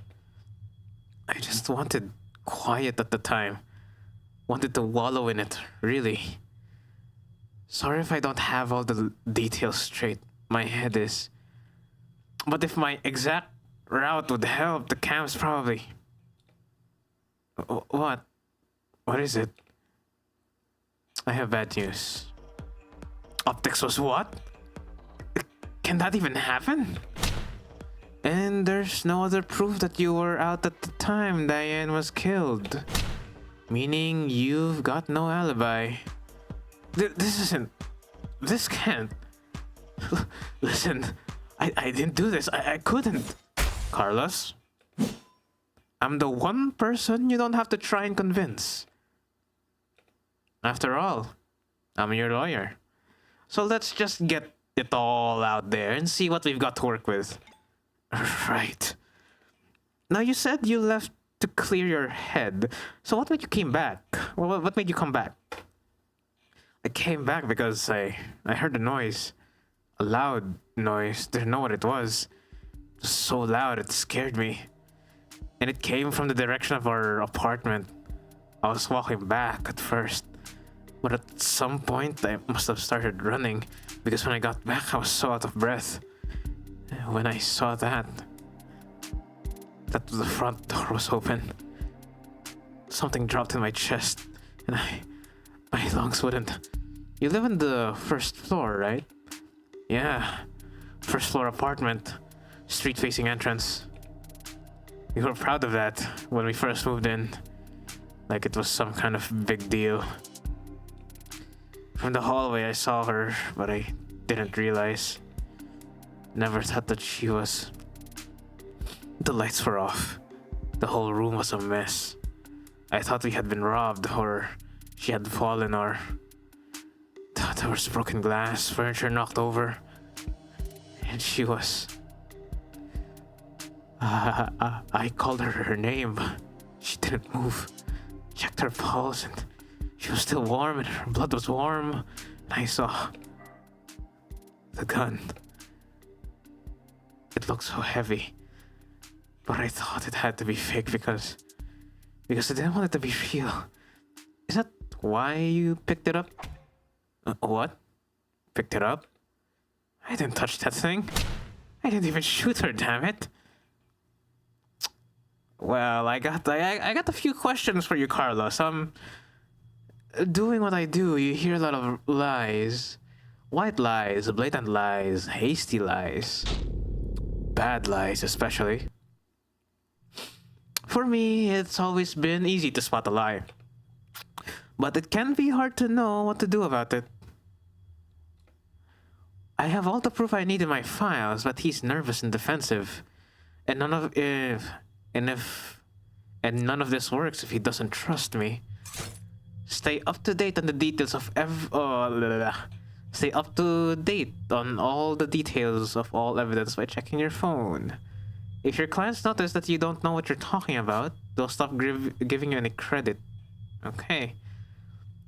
You did touch the gun, Carlos. That's just a fact, and we know because... Alright, Profile, so heartbreak. Whoa, this is the heartbreak killer? Damn. Unknown. Criminal. Likes killing, dislikes getting caught. Yeah, I bet. Favorite color, probably red. That's me too. That's me. He is so me, for real. Probably not into astrology. Okay. Oh, Reyes. London, yep, London. Oh, flat. Okay. Does he look like heartbreak? No. Heartbreak's a bit too bulky. Oh no. He's a bit too bulky to be heartbreak. So let's see here. Favorite flower, poppy. Size student debt sizable. Look poor. Evidence. I know it's here somewhere. The gun, right? Bears fingerprint matching to Carlos Baker. Flat's left hand with a 99.91% certainty. You're not beating that.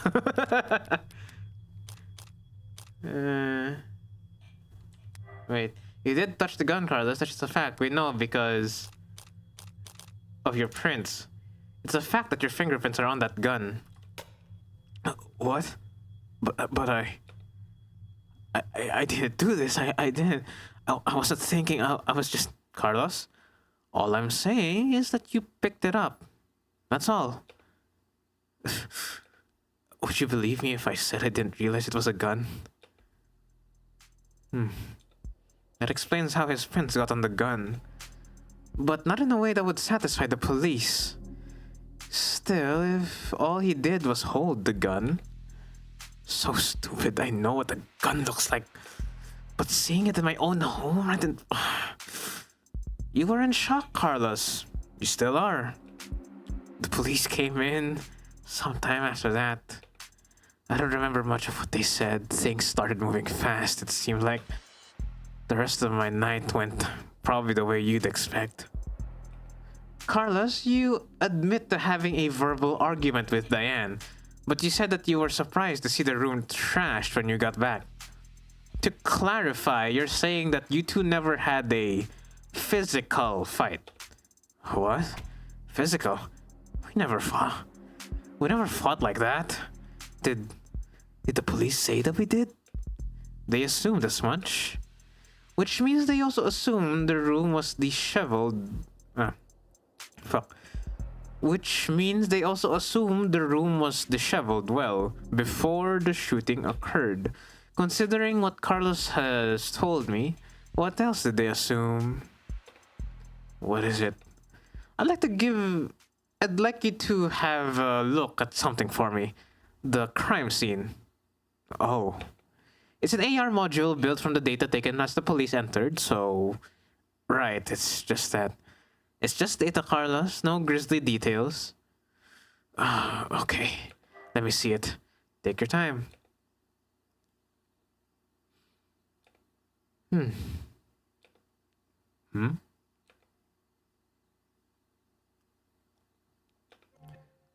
Alright.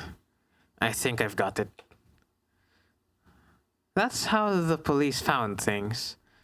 Now close your eyes and think back to how the room looked when you left. Try and focus on what's out of place. Alright. I'll take notes, so just say whatever comes to mind.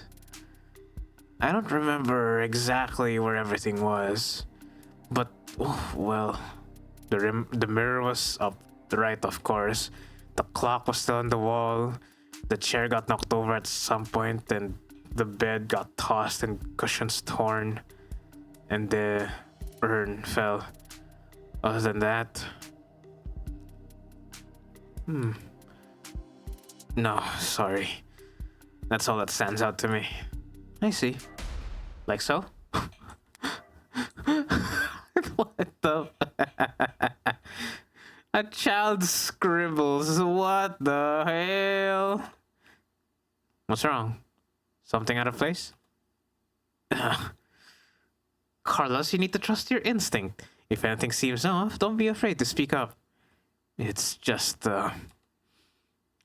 I guess I just assumed your notes would be making edits to the AR.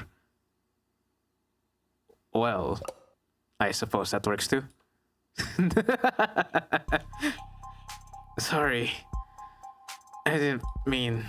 I think your drawing was pretty good, considering... I'd like to change the subject now, Carlos. Right. Let's talk about the letter that was found on your desk. Letter? What do you mean? You're not gonna like this, Carlos. I mean this letter. Do you recognize it? Because the police are calling it a confession. A confession? Oh, this is just a note to self. Pardon? Look, when we fight, I lose my temper. Say things I don't mean to. So this morning I tried writing things down so I'd have a script to stick to, so I could apologize to her instead of just fighting with her. Carlos, you say in the note that you hurt them. That's... I broke her fidget tubbies. Her what? Did you break her labubus? Her what? The music changed. Her fidget tubbies. they're these collectible ceramic cactus things. They're supposed to be like tactile. You use them as paperweights or conversation starters. It literally was Labubu's. You broke her Labubu's out of anger. Conversation starters? She loved those little things. They're not worth a damn. You can buy them at any flea market or garage sale, but they meant a lot to her. And I broke them. I mean, I was pissy at the time, but that goddamn piece of shit went alarm. I hardly know where I'm swinging at half the time. I got so angry, I just ripped it off. Tossed it in my room, that cheap, dusty, worthless... Okay. Let's say he did break her frigid duckies with his replacement arm. What does that change? Nothing at the moment. There's not enough detail in the note for me to prove what his intent was when he sat down to write it. But if the police insist on claiming it's a confession for the heartbreak killings anyway, couldn't even bother to sweep them up, so I felt so. Alright, Carlos, thanks for answering my questions. Now I'm going to call the police back in here and I'm going to get this cleared up for you. What? That's it? That's it? Oh. Okay. Although, before I do that, I do have to ask, what do you know about the heartbreak killer? A heartbreak? You mean that psycho that was trending all month? I mean, as much as anyone, I guess. I haven't been getting out much, but I'm sure everyone's on edge.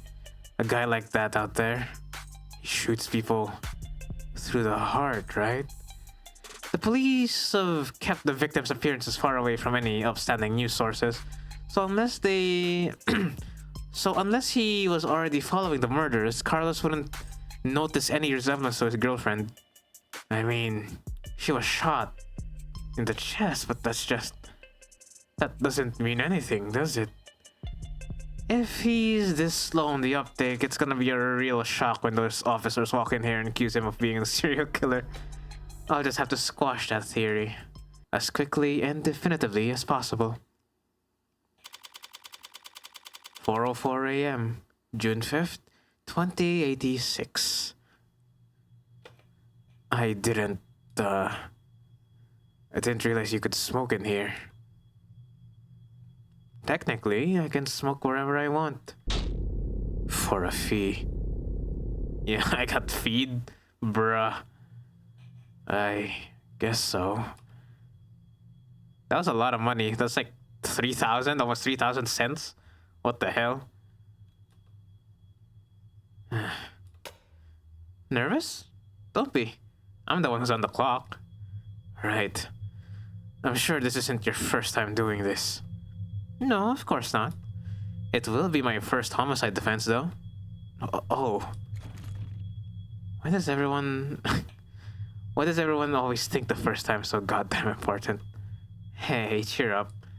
I've got relevant experience in other areas. Oh.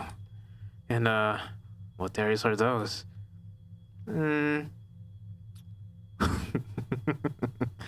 You ever gamble, Carlos?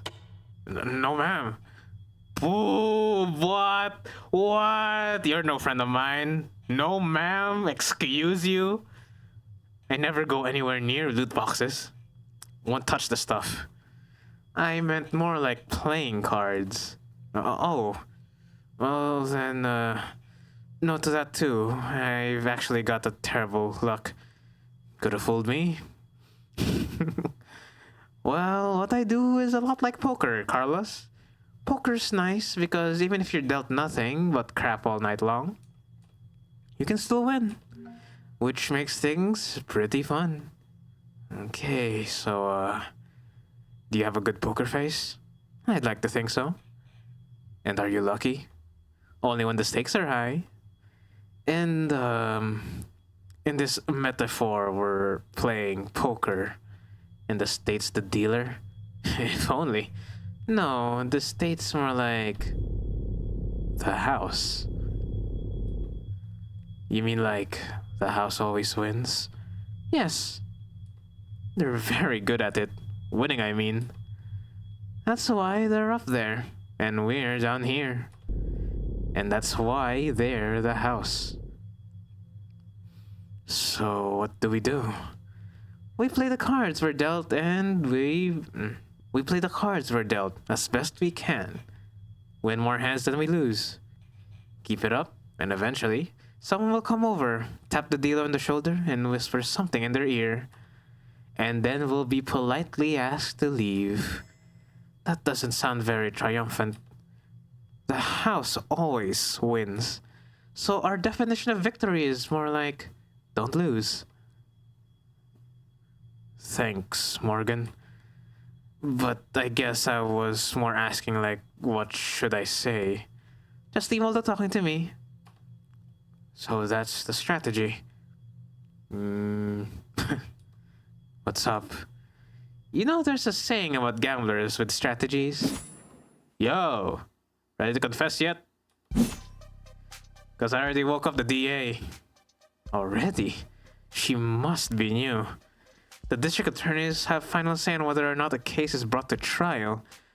Only fair, since they're the ones who end up having to actually prove the damn thing. Most of them prefer simple guilty pleas over long, protracted trials. And they all dislike having their time wasted. Unfortunately, then you'll have to call them back. Because my client is not guilty. And frankly, I'm not even sure you have enough... And frankly, I'm not even sure you have enough to hold him here. Right. What she said. Leave the talking to me, Carlos! Please! Please, I have enough evidence. Please let me glaze you. Please! Just for one moment, let me gamble my case. Please, Carlos.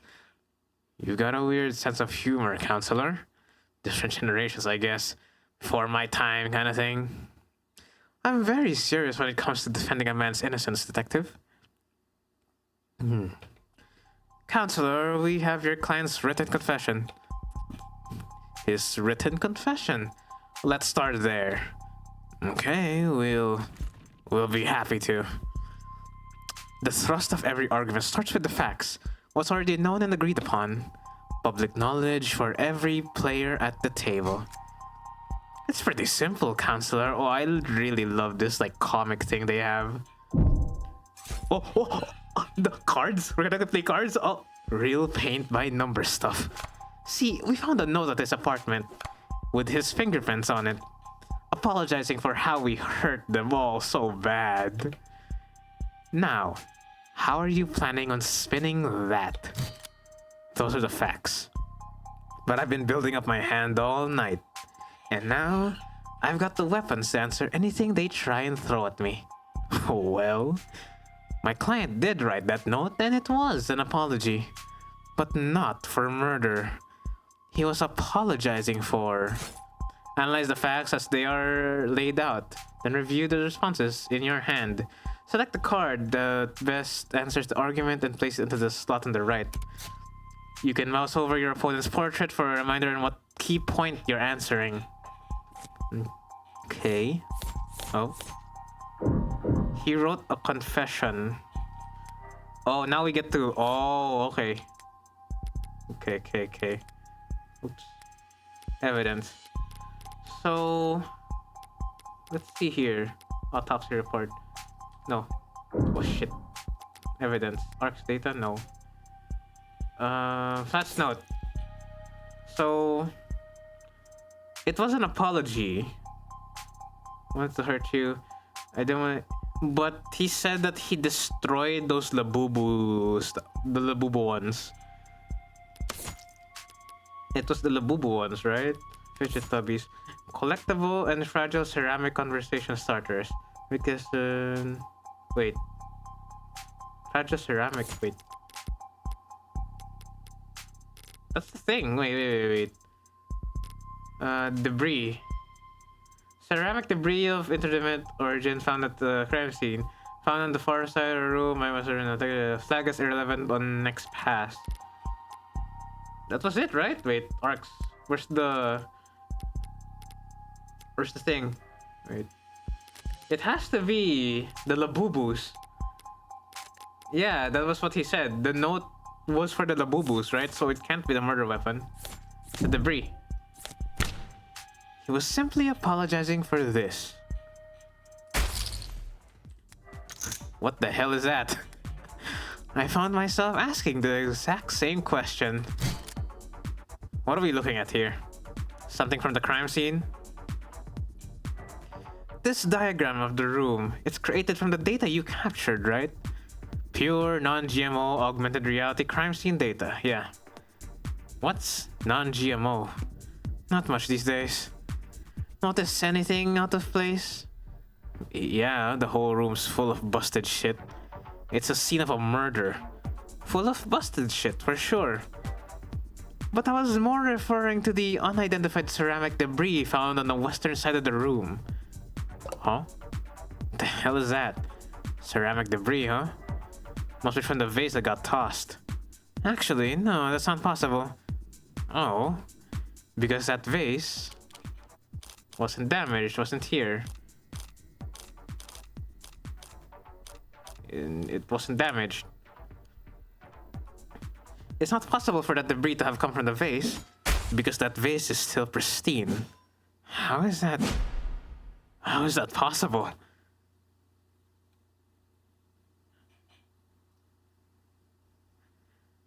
The lady at the garage sale told me it was so old and delicate. Damn it. The one time I tried to thrift shop on my own. Well, so what? What does that even matter? If the vase doesn't even have a scratch on it, then the debris must have come from somewhere else. That debris is what my client wrote that apology over. You're saying that confession was his apology for not vacuuming? I am, because that pile of rubble is all that remains of the victim's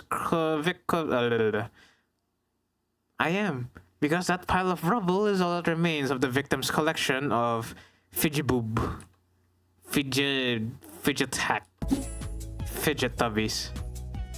I hate how the music just appears out of nowhere whenever it's the fidget tubbies. What he said. Mr. Flat broke the victim's ceramic figures by accident. And this impassioned note to self was just his attempt at scripting out an apology. Can you prove that? We're taking this seriously? As much as I wish we weren't. We're all in agreement that my client wrote that note. And we can all plainly see that there's ceramic debris at the crime scene. Now, since it couldn't have come from the vase, it must have come from the collectibles. Simple, right? What the hell are you on about? The entire room was trashed, as Arx clearly shows. Those fidget tubbies must have gotten pulverized during the struggle, too.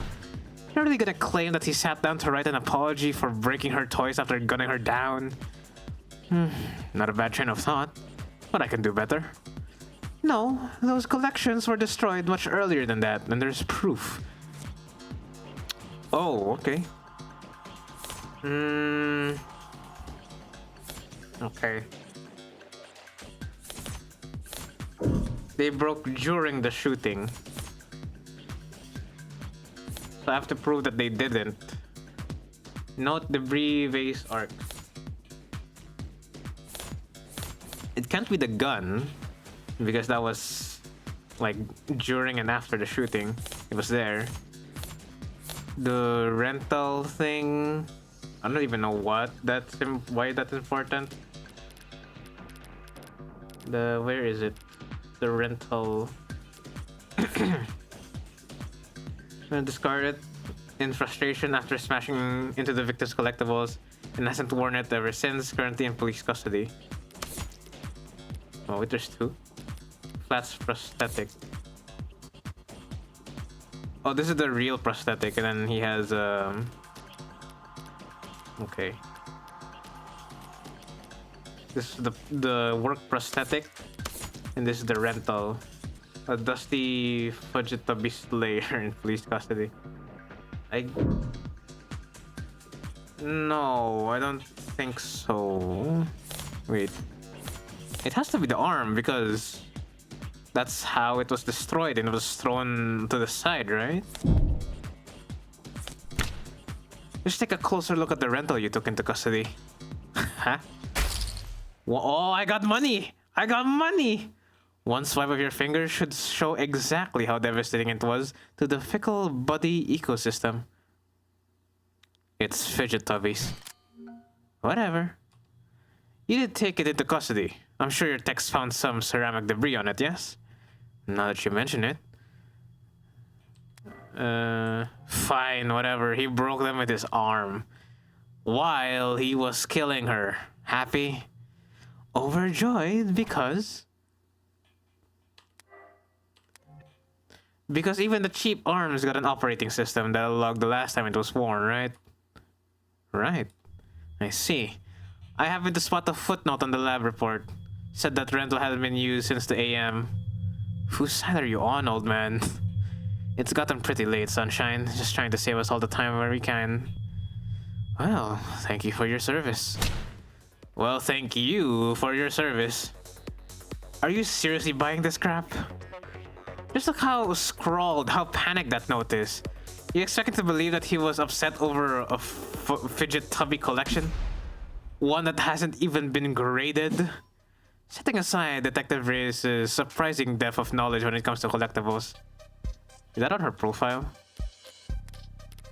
Reyes. Occupation, homicide detective, likes, rice, life to me. Liars, small plates, cheap people, watching product reviews. Oh, she enjoys it. Yeah, she probably knows the ins and outs of the boo-boo. The fidget tubbies.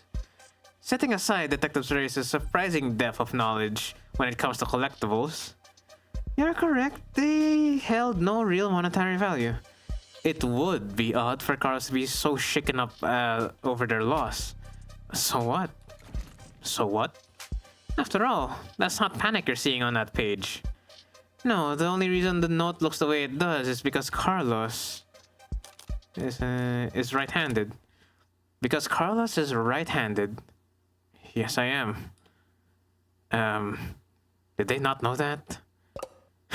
Shouldn't that be on my permanent record or something? So the reason why the note looks like asylum wall scribbles is just because he had to use his left hand to write it. I tend to think better writing than typing. And I need to get used to I need to get used to using my left anyway. I just thought it could be good practice. Taking that into account, alongside the ceramics, your slam dunk confession is looking about as watertight as a fishnet. Okay, fine. Forget about the confession. Congratulations, counselor. You've established that your client's remorseless. Now let's get back to the reality of the situation. Here's the facts.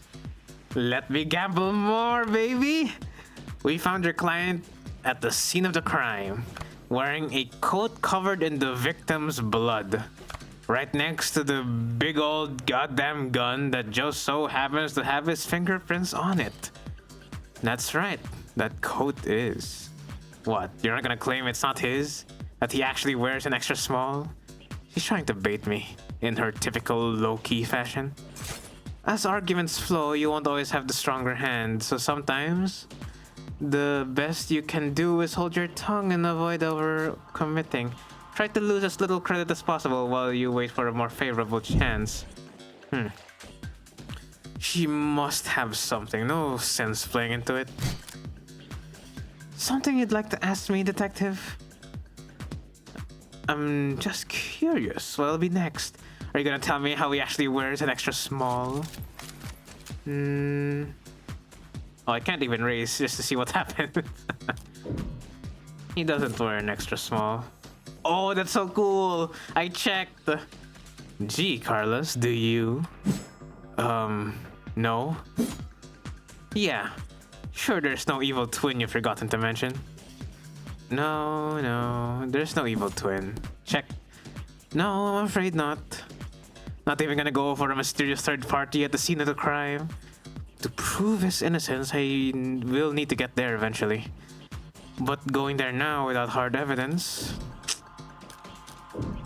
I can prove there's a third party. I can't prove there's a third party. Yeah, not right now. Check. I have no evidence of a third person at this time. Damn right you don't. It's as clear as day in the arcs. No evidence of anyone but Carlos being there that night. So keep dreaming. It was so obvious that she had something there. I wasn't gonna win with that hand either way. But at least I didn't overstep and take any more damage than I had to. We're not contesting any of that, detective. My client freely admits to holding that gun. He picked it up in confusion after coming home to find a brutal crime scene. Which was not smart. Hey. But it is not illegal either. And that's all. He had her blood all over his clothes. Yes, he did. Alright. Do you have those clothes on hand, by the way? The lab finished with them a while ago. What are you getting at? It'll be easier to just show you. Would you mind getting them for me? You know what? Sure, I could use some fresh air. Stinks of bullshit in here anyway. In here, I thought the room smelled like... Tss, Morgan. What are you doing? My coat's covered in her blood. I remember that much. So she doesn't... That, like, make me look really bad. Just relax, Carlos. Pretty sure that's impossible. You're innocent.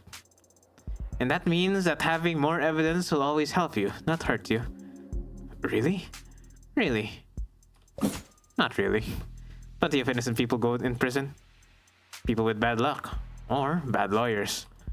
People shouldn't count on the truth to come out easy. More often than not, it takes coaxing.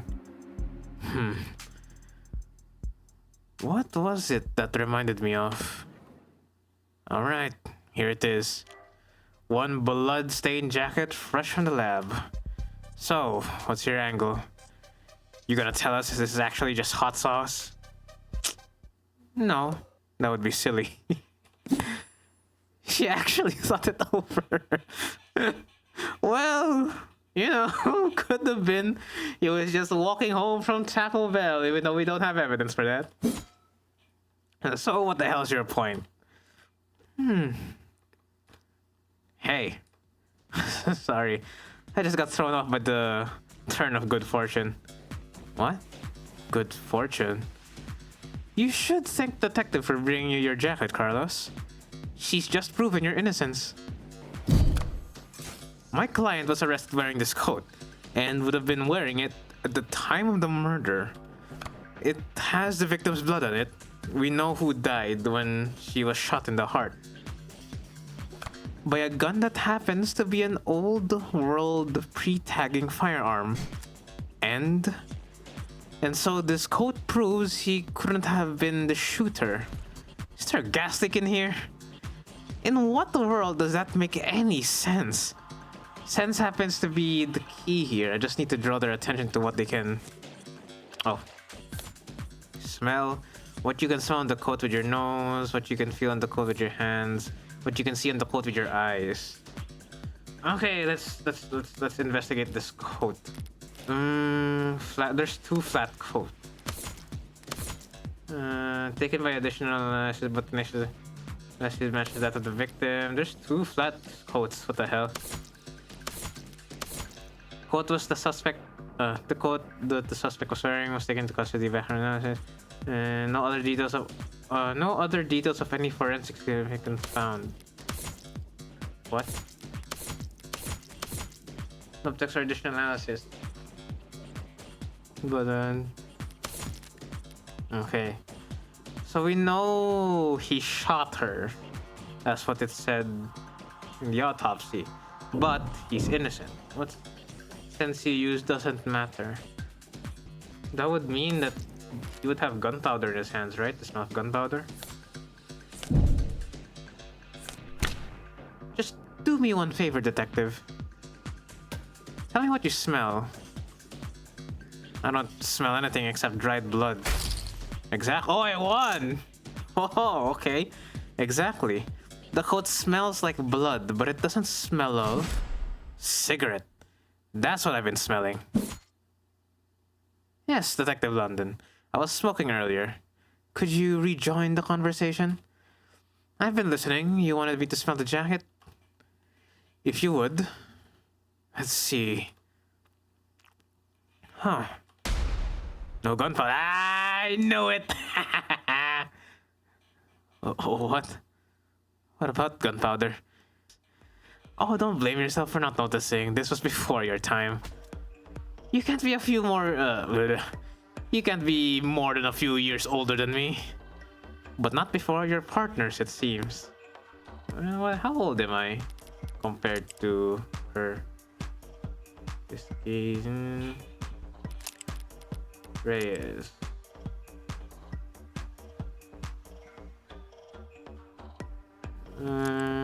If we were, oh well. But not before your partners, it seems. See, gunpowder is weak by today's standards, but it's still volatile stuff. Hard to store, prone to misfiring, and when it does go bang, it leaves behind an awful lot of evidence. The hell is she talking about, London? Modern firearms like the ones we carry Modern firearms like the ones we carry use electricity, magnetism, even air pressure or sound waves. They've got more accuracy, more firepower, less recoil, less noise. And they don't leave behind any residue. Gunpowder residue. You talked my ear off about how difficult it is tracking down a gun that doesn't leave digital traces. But a revolver like this one? It'll leave gunpowder on the skin of whoever fired it for days. So, then his coat. If you don't trust your noses, you can check the lab reports. I think if they had found any gunpowder on my client or his clothes, they'd have taken the time to highlight it. Well, whatever. That just means he washed off after shooting her or just changed his clothes. That's not impossible, but that would be pretty pointless. Huh? His jacket and his left hand were soaked when your officers found him. Would he really go through all the effort to get rid of something as subtle as gunpowder residue? Just to get the victim's blood all over himself afterwards? Bro. In light of these details, I'd like to formally request that you reconsider the charges Mr. Flat is facing. As soon as possible. Whoa. They're faltering now. Should topple over at any moment. The letter was mostly icing on the cake for them. But that gun is all they had to link Carlos to any of these shootings. So if it all looks like he never actually fired the gun, I'll admit, things were a little dicey there at times. But once I was able to grasp the situation, the smaller pieces fell into place easily enough. Not my cleanest work by far, but overall I'd say. Did she get the message? Wait, did they actually manage to find it? Find what? Something you'd like to share, Detective Reyes? You're good. Twisting the truth into knots, making the facts work for you? Thanks? Isn't that my job as a public defender? Why is she so pissed off? But your luck just ran out. Because the net scrubbers found the cam active at the exact moment of the shooting. And right now, I'm staring at the photo of the killer. Wanna bet? Oh, we're still in this, baby. A photo of the shooter. If she had that, we wouldn't still be talking. But I doubt she'd just be pulling this out of her ass. She's got something from the scrubbers. Oh, okay. She must be bluffing. She must have something. I like this, like, the judge statue symbolism thing. It's kind of cool. The gun circling around her. She must have something. Yeah, I can't really be too sure. I'm not sure I followed Detective. Didn't we establish that there was an optics blackout during the shooting? Sure there was. But this isn't from optics. I lost! Good thing I held my tongue. As I thought, the scrubbers must have managed to dig up something from outside the network. Which means... Party's over, counselor. Feast your eyes on this. Oh. Well. Okay, the quality is... lacking. And yet there it is. They managed to find a quarter needle of evidence in a whole city-wide block of haystacks. What are the goddamn chances? No. With the scale their tools operate on, I guess the chances are always in their favor. Alright, this isn't good. But it's a far cry from the worst case scenario I envisioned. You could even say I got lucky. Which means the stakes are high, baby. Well, it's a little bit blurry. Don't look at me. I didn't take the damn thing. Technically, no one took it. Looks like at the time of the shooting, a neighbor was on their phone, probably venting about how the crazy couple across the way was acting. But if their phone was on, its camera would be on. And so we managed to get this shot through the window. Where to begin? Far away, unfocused, ultra low resolution, zoomed in, blurred, color shifted. And so compressed it looks like it's from another century. And so compressed it looks like it's from another century. There's a lot of tools that could enhance this image any further, and I could count the pixels on one hand. And you could kiss its admissibility in court goodbye. You can't possibly claim that you can identify my client from this image. And there's no way in hell you could get this past a judge. Yeah, you're probably right. We couldn't. But I think I know a DA that could. Either way, it doesn't seem like your client's leaving this police station anytime soon. That photo. What the hell is happening to me? Think I know a DA that could? Don't be so modest, old man. We have photo evidence of a left-handed shooter standing in the hallway. At the same time, the whole neighborhood heard a gunshot. And who do we know had their left hand fingerprints all over that gun? You're referring to my client, you think? We've established that he wasn't wearing his modded arm at all tonight. So he must have shot with his left. Yes, and we've also established that he's weak with his left side. A left side that had no gunpowder whatsoever. Forensics will never be perfective, counselor. Sometimes we miss things. Sometimes you take a walk through the rain, and when you finally get to where you're going, you somehow end up dry. But that doesn't mean it didn't rain. Well, you're right. All of which is to say, before judge or jury, a photographic evidence outweighs a failed sniff test. All of which is to say, before judge or jury, photographic evidence outweighs a failed sniff test. Carlos is innocent. I know he is. Carlos is innocent. I know he is. But that photo shows a left-handed shooter. Carlos is innocent. That photo is real. If both are true, then that means that photo doesn't show what it appears to show. So, at a loss for words? Never. I'm just confused about the one thing. Where was this photo taken from exactly? Exactly? Positional data is usually only accurate to the nearest public router. If we de-anon the phone's owner and ask them where... Why bother with any of that? Ballistics and common sense tells us that the perp shot from the room's doorway. The front entrance of the apartment faces to the south, and there's a hallway that runs back to the bedroom. Oh, wait, let me see this. So he came to the victim, so she got shot there. So he entered from here. And then there's also a window there. Okay.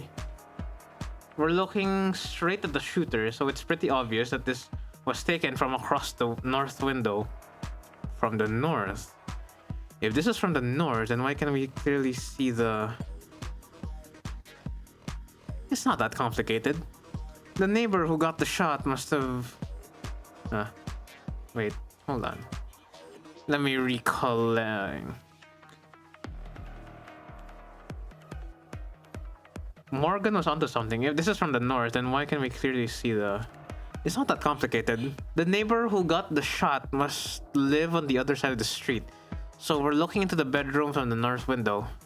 If she's wrong, I should seize on the opportunity to start turning the tide. She's right. The photo was taken from the north. Morgan was doubtful, so I should also be doubtful. But at the same time, there was also a window there, right? Let me see the evidence. Crime scene map. North, south, east, west. Okay, so...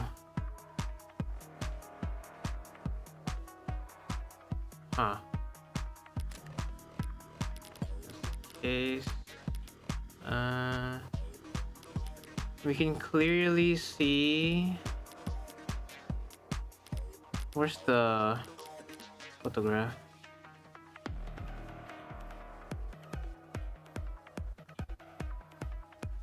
What can we clearly see? The clock? Can we clearly see the clock? Mirror was upright. The clock was on the wall. Chair got knocked over. The bed got tossed. Cushions torn. Well, I'm gonna raise you because I think you're spouting some bull. She's wrong. The photo was taken from the west. I'm betting, baby. I'm afraid that's simply not possible, detective. This photo has to have been taken from the west. What kind of bluff is that supposed to be? The good detectives are misinformed here, and I need to take advantage of it. Time to press the initiative. What the hell do you mean that this was taken from the west? The autopsy tells us the victim was shot from the doorway. Your officer's ARC's data tells us the precise location of everything in the room at the time they arrived. And now your photo has shown us the exact moment of the shooting. And you can now raise the ante on a hand up to the current max. Answer wrong and you lose more credit, but answer correctly and you can bank up more credit for trickier hands down the line. Oh, you should not have given me this. You should not have given me this. I am going to up that so hard. And all that together, that tells us that this photo must have been taken through the west window. As long as you consider... Okay, hold on. Oh, whoa. Okay, we're not up to... Oh wait, you can't see this. Hold on, wait.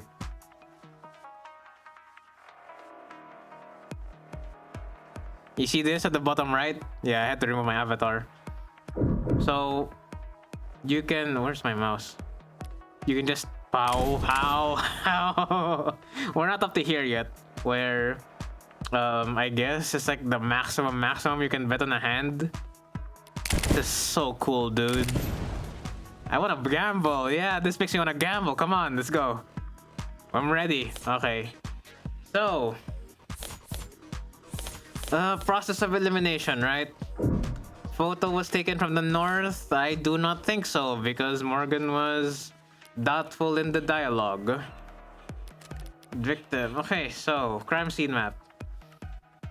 We're saying that it came from the west, and Reyes is saying it came from the north. We can see the clock. We can also see the hallway.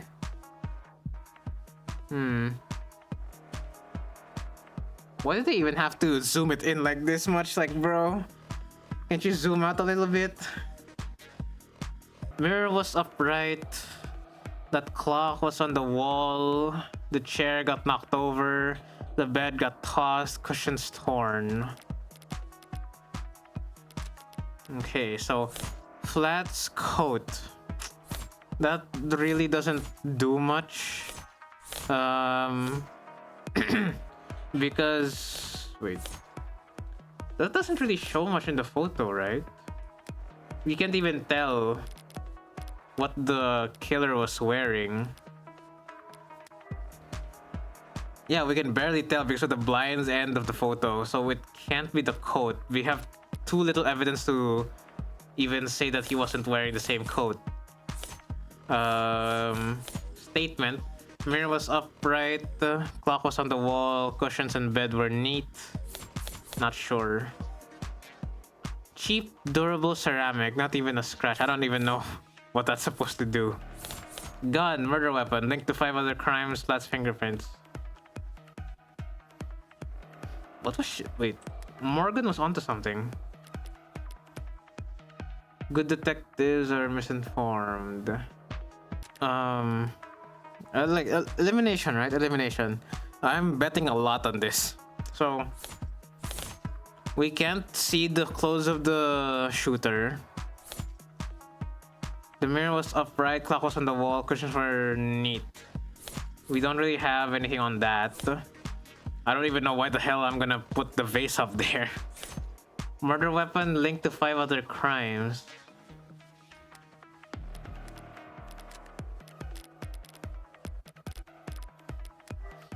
Unless this was the mirror. This is the mirror. Oh, you're fucked now. Oh, you are so screwed now. You are so screwed now. Max that. Max that. Play it. Oh! Yeah, baby, I love gambling. Just take one look at that clock in the photo. The clock? What about it? The clock, huh? Seems like Dundon's got an idea. If he's mistaken, I could pounce on it and keep my tempo high. This photo was taken right before the shooting, so... Wait. Don't tell me the time of death was wrong. Wrong.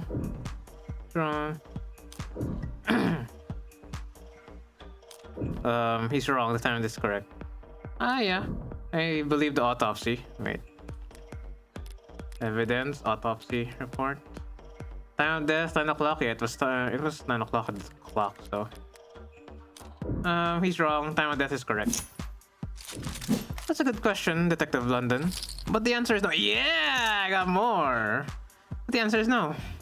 The autopsy, the clock, the neighbors all agreed the time of death was 9 p.m. Right, sorry, no mistaking that. So then, what the hell were you on about? There's a clock on that wall in this photo. Analog style. It reads 9 o'clock. 9 p.m., the time of the shooting. What the hell's so special about that? Nothing. There's nothing odd about the time the clock reads, but... Do you remember there being a clock in the room? What?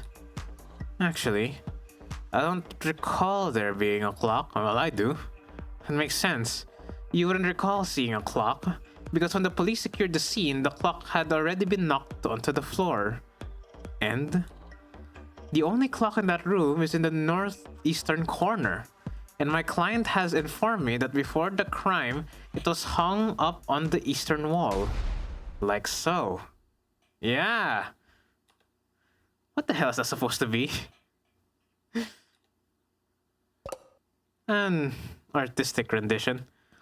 It's, very distinct. If you had information on how the crime scene was before the shooting, why didn't you just add that to the arcs? And show you my hand? Just because Discovery Law compels us to share info, doesn't mean we have to play fair, detective. Slipped my mind. The important thing is, if the clock was on the eastern wall before the shooting occurred, then this photo must be looking through the western window to see it. Don't start getting ahead of yourself.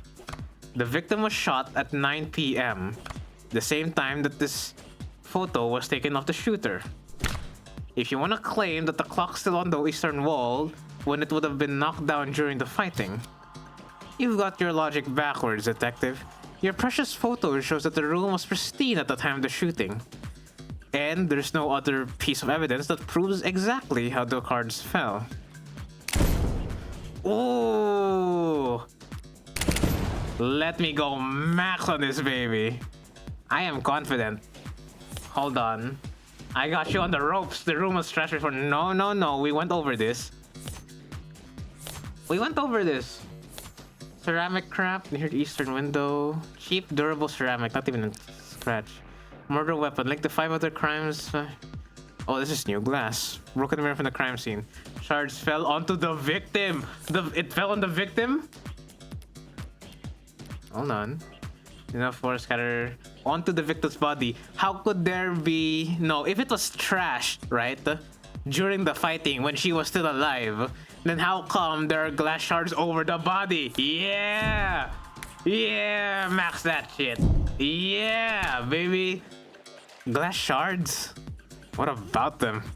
Nothing much, really. Only that they're on top of the victim's body.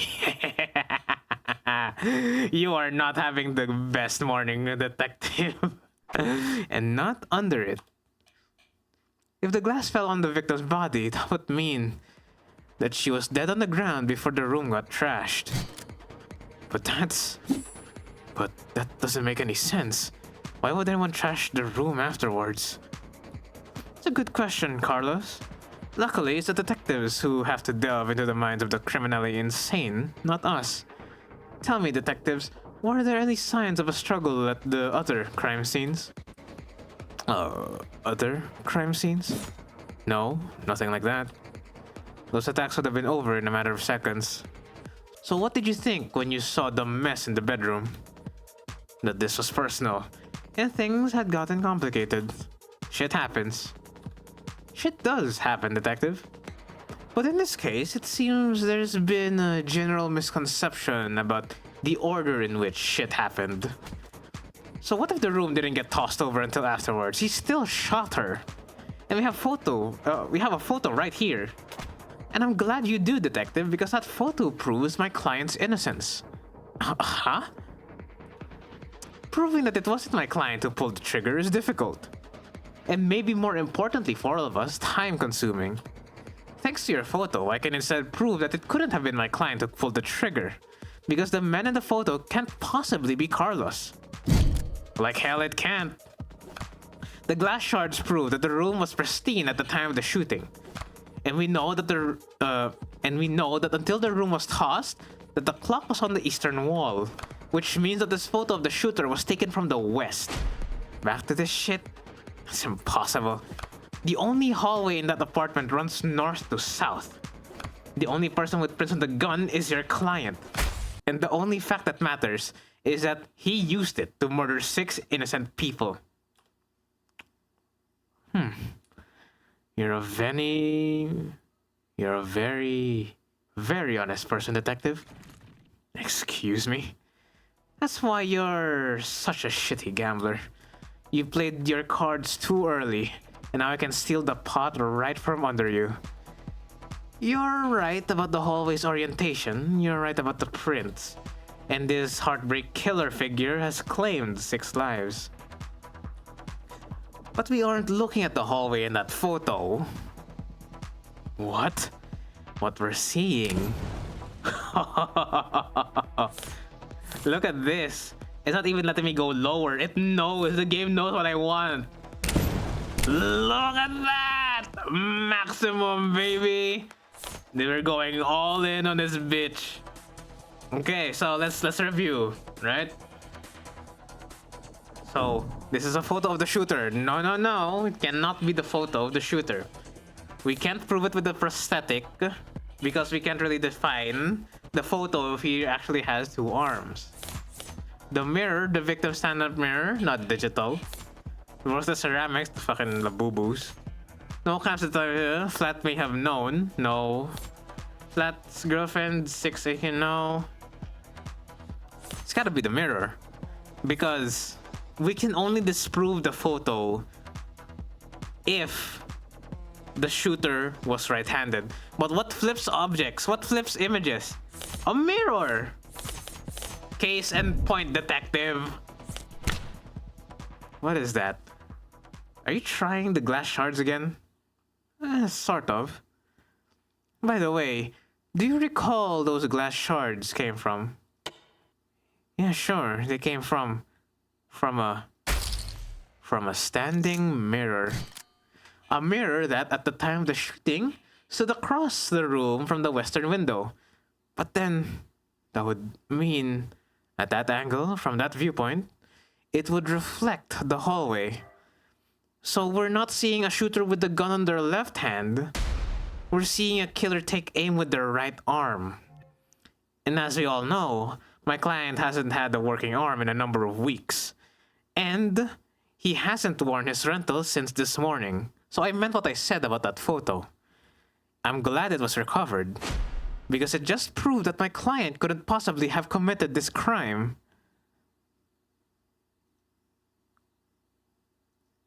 That should be the end of it. Except it looks like Detective Reyes really is a novice gambler. Some cause has got its teeth in her now, clawing up her spine, whispering wounded pride in her ear. It's a cold sweat, hot palms kind of fever, the impotent, irrational fury of losing something you thought was guaranteed yours. But lucky you, Detective. I'm well versed in shock therapy. You look dissatisfied, Detective Reyes. That's one word for it. And allow me to put a nice bow on everything for you.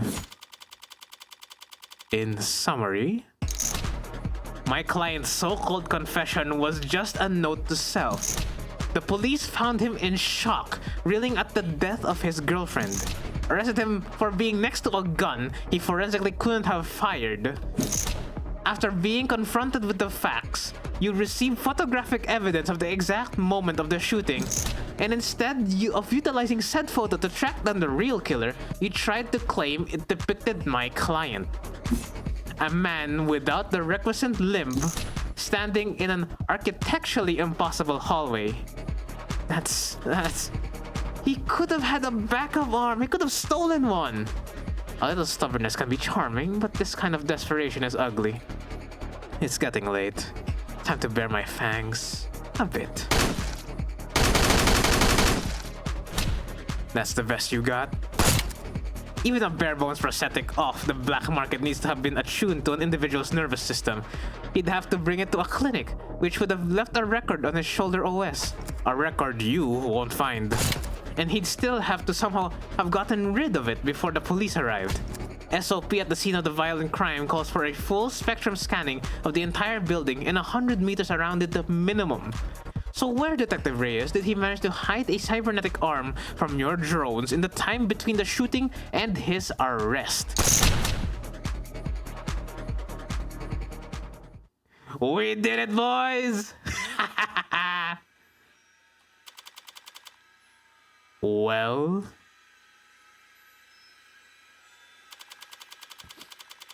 Any objections? Detective?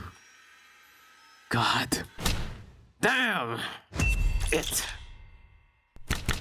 Yeah! She folded! We won! All the day's work.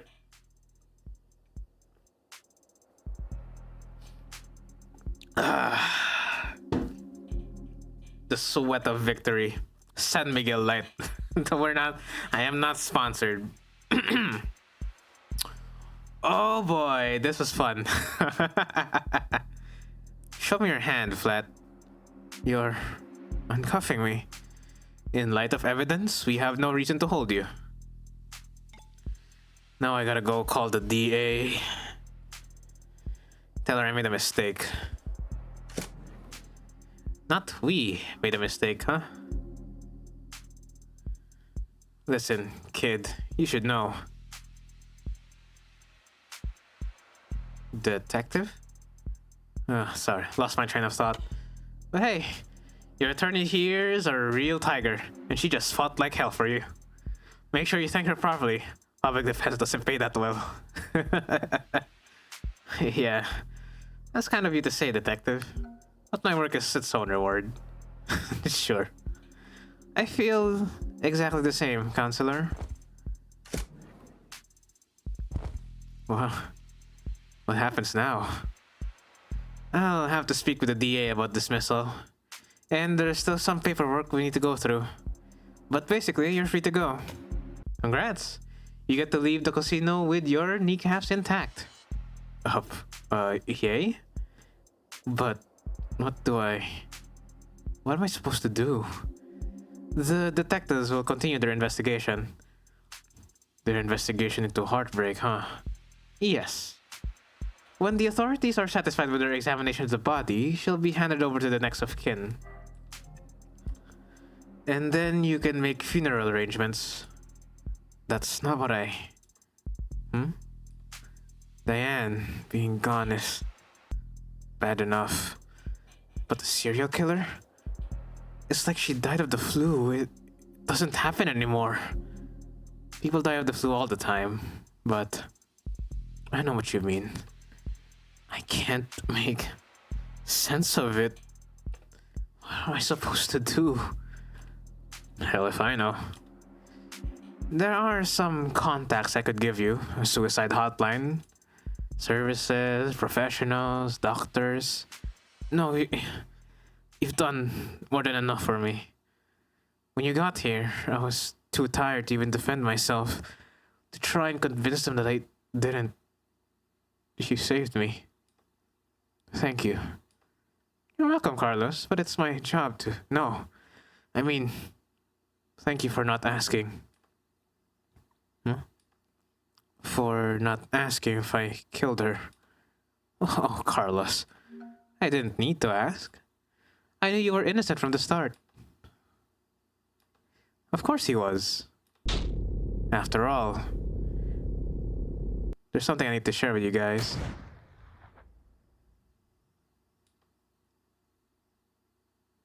I was the killer. The blood's always different. Heart's always in the same place. Easy to find, hard to miss. But the blood's always different. A flowering stain unfurling towards an invisible sun. A perfectly unique bloom. Only one for each of us.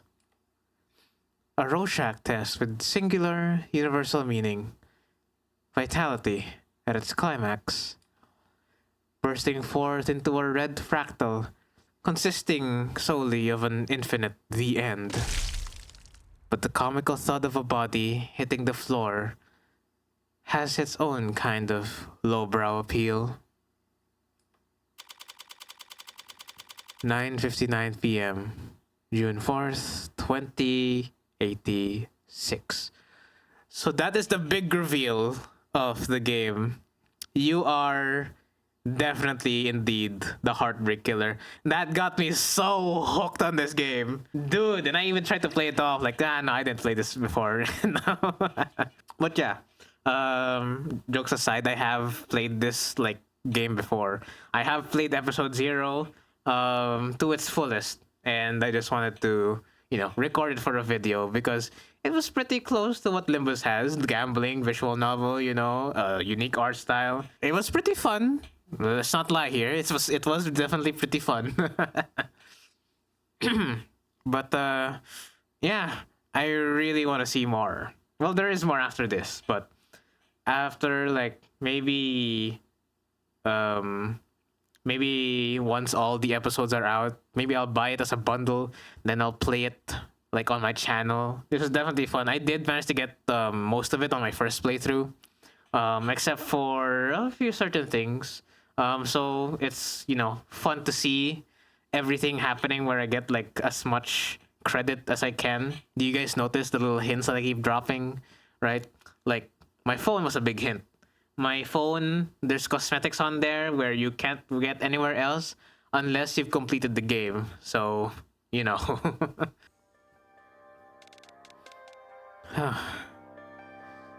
Bullet Number 6 of 6. The gun's empty. It's useless to me now. May as well leave it.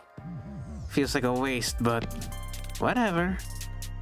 Finding the ammo was almost enough of a hassle to outweigh the advantages.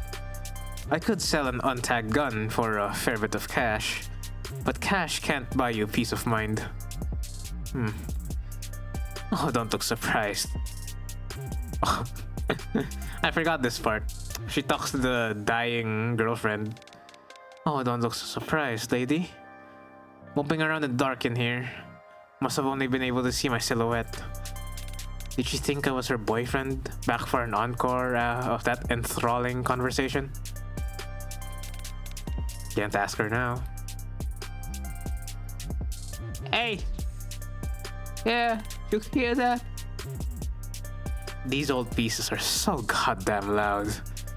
And people aren't even familiar enough with the sound anymore to know to run the other way. Probably roused half the neighborhood. But I didn't see anything I could use even as a partial suppressor on the way in. Could they really not afford to throw some pillows? I used the other 5 bullets in outdoor spaces, in small spheres of blind opportunity that the city's eyes couldn't think to pierce. Cramped places, usually full of trash. But this room, as cheap as it looks, is at least clean, organized even. So the corpse adds a certain satisfying contrast. Except, there's shit on the floor. By the window, there are broken pieces of something fragile and tacky. It's fine. It's just one thing out of place. Actually, it's not fine. It's actually really irritating. I kick over the stupid goddamn mirror. 5 perfect crime scenes, each of them not a speck of evidence. Nothing to go on. And for the final shot, there just has to be some pile of shit in the corner ruining everything. I kick the wall. Something falls from it, probably more tasteless bullshit. I toss over the chair, knock over the urn, turn to shreds with my frustration and try to savor the shredding. If it can't be cleaned, I'll just have to lean into the messy angle. At least, it'll be consistent.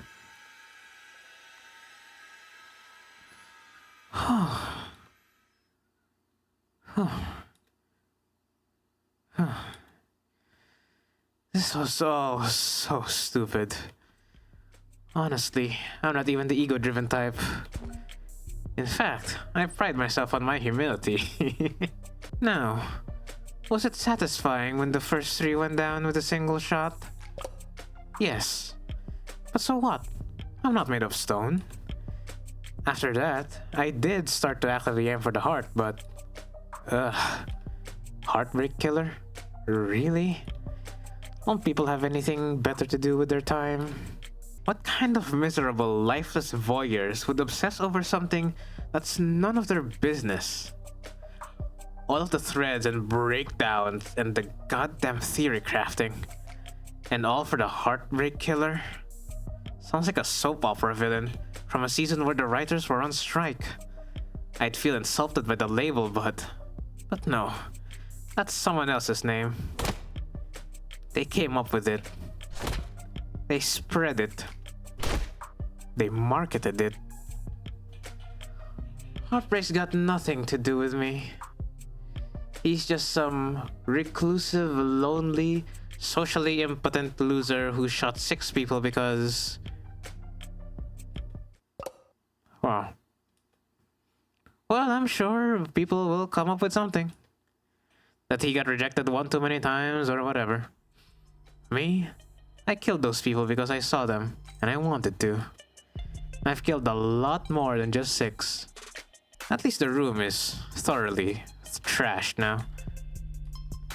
If I had just walked away after seeing that mess by the window, it would have irritated me to no end. And now that it doesn't match the MO of the last 5 perfectly, it'll irritate the cops to no end instead. Good riddance, Heartbreak. You enjoy your 15 minutes in the spotlight. Really savor it.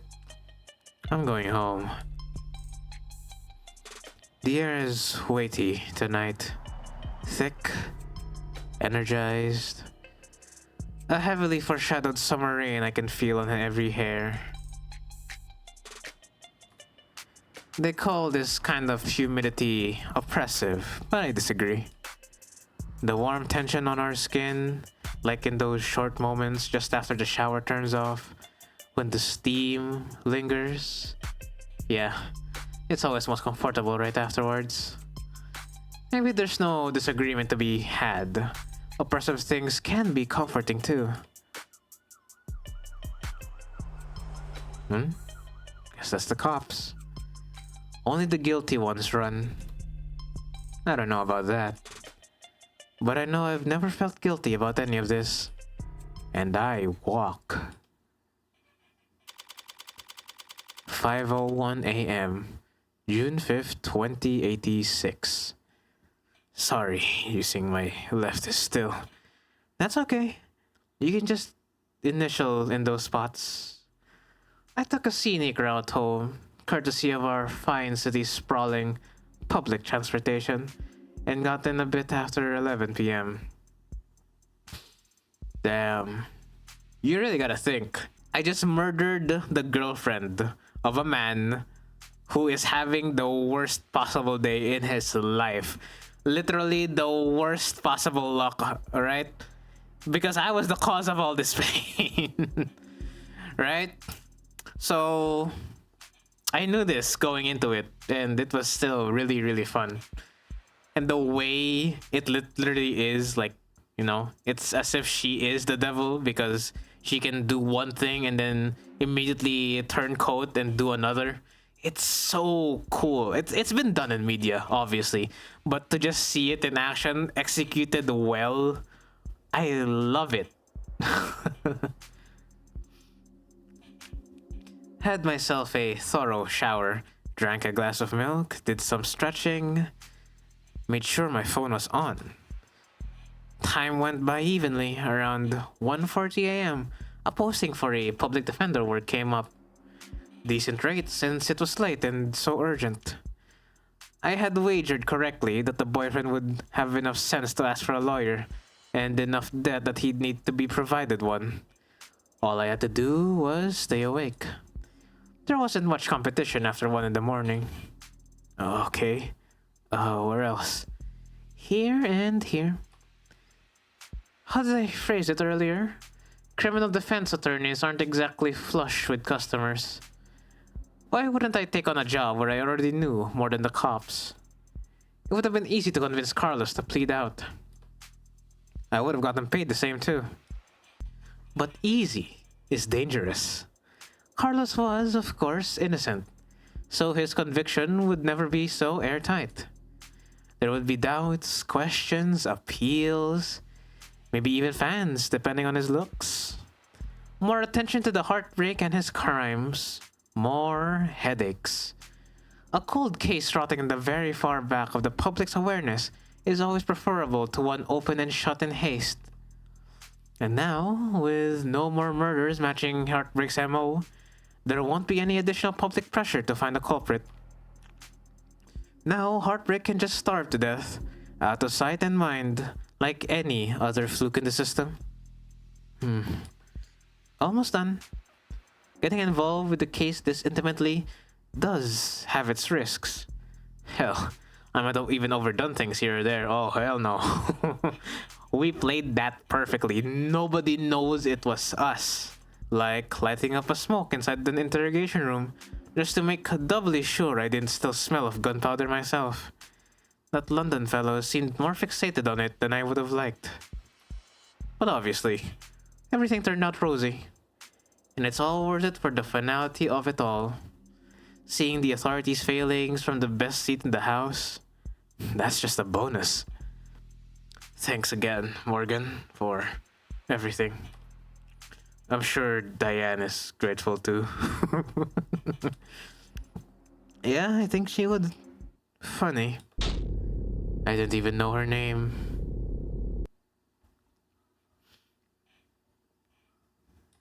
Something the matter? No, sorry. It's just... I was mad when I left the apartment. I know she was mad too.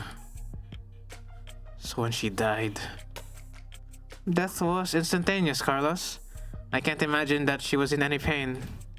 In fact, I can guarantee she was dead before she hit the ground. I love this game so much. It's so bold and brash. The painting Squidward made. It's so like in your face with it. I love it. I know, but I just keep thinking that she must have died angry at me. That she must have died hating me. Oh, what's this? Remember the pill case earlier?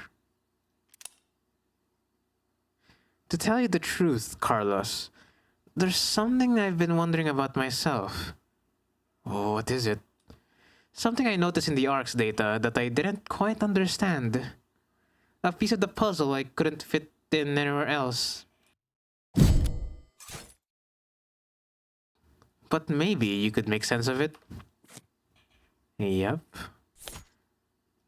Look, if she wasn't organizing these pills, she wouldn't have loved you. Alright? Now just chill. What is... Where did you find that? That pill organizer was found in the victim. She had it grasped in her hand when she died. Obviously, the police added it to the ARCs, but it was quickly ruled irrelevant. Seemed like it contained triprexazone, prescribed to help mothers with phantom itches. There are small tablets, and those are tricky clasps too, for a pill organizer. Could be hard to handle with an unsteady hand. No one will ever know what she was feeling when she died. Even if I did, feelings are complicated. You can feel angry, happy, and sad all at the same time. But as far as facts are concerned, it would appear that when she died, what she was doing was setting out your medications for the next week. To my eyes, anyway.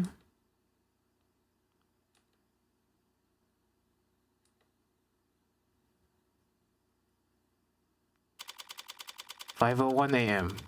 June 5th, 2086. Long night. That was too far just now. Practically rubbing it in his face. It's not like I care about his feelings. I doubt I'll ever see him.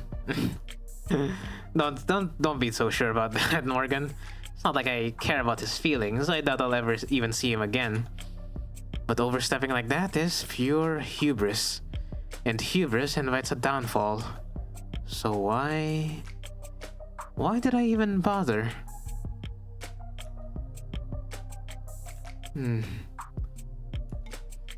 It was the last piece of the puzzle, I suppose. I just need to show more restraint next time. Though there won't be a next time for Heartbreak. The gun's in custody, there's no more bullets left. There won't even be a 7th victim. There won't be any more leads to pursue. The media will move on to their next obsession. And I'll move on to my next MO. And no one will... Oh! Found you! District Attorney Rockford.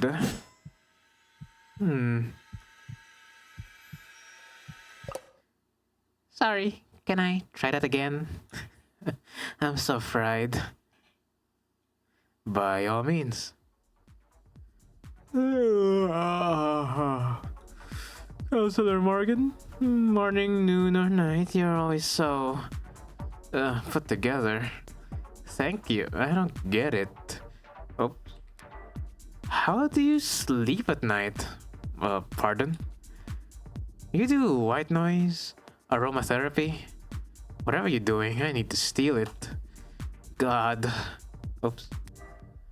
I must have bags under my eyes dark enough for the dumpsters. Assistant District Attorney Emma Rockford. She's a prosecutor, the lawyer who argues for the state in court trying to prove a defendant's guilt. And despite her sometimes unkempt appearance, she's probably the sharpest person to fill the position in decades. I should know, since I haven't beaten her once. Worse yet, she has the remarkable ability to compartmentalize all that adversarial energy and only bring it out in the courtroom. It's part of what makes her good at her job, and hard for me to read. Should I buy a new mattress? Brown hair, brown eyes, definitely not a coincidence. What have they got you doing this ungodly hour, Emma? Well, actually, I'm here for you. Me? Your client was a suspect in the Heartbreak killings. That's my case. Well then, you must have been relieved finding out that you won't have to go through the trial against me. No? Why would we be worried about going up against you? It's always the unintended bars with her. So, you're working with those detectives? Yeah, London and the new girl, Reyes. They've been reporting to me in preparation for the trial. Preparation for trial? That seems ambitious. I guess I gave you the rundown. They've been doing everything they can, but it's hard to catch a killer who leaves behind so little. It's hard to kill while leaving so little behind. So Reyes told you they had the Heartbreak in custody, and you popped out of bed all excited to run down here? Hardly. I haven't slept in 40 hours.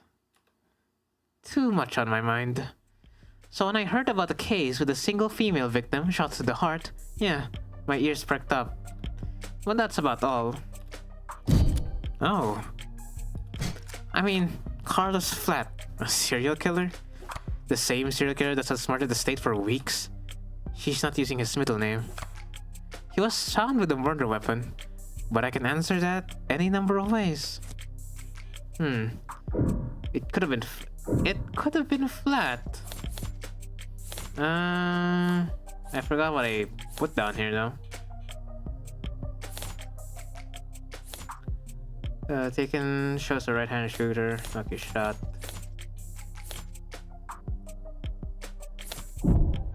Photo. That may be true, but then I glanced at the report. You glanced at it? No gunpowder residue on him or his clothes. Right. Too remorseful, too apologetic in that note. Whatever it was about. His dominant arm modded with documented sensitivity issues. Never could have made shots that clean. Not without getting close enough to leave scorch marks. Not to mention, he's too tall for ballistic entry angles. And probably too heavy to not leave imprints. She got all that from a glance? But I'm sure a competent lawyer like yourself pointed all that out the minute you walked in here. Of course. Worst part is, she's not even being sarcastic. Yeah, of course it could have been him.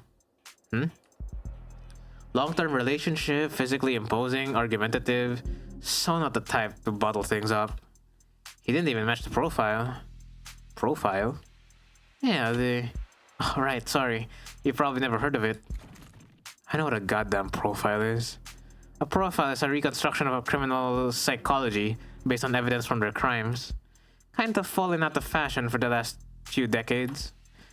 Not much is needed to guess about the why when 99 times out of the 100, the who was caught on camera. Or before they even leave the house.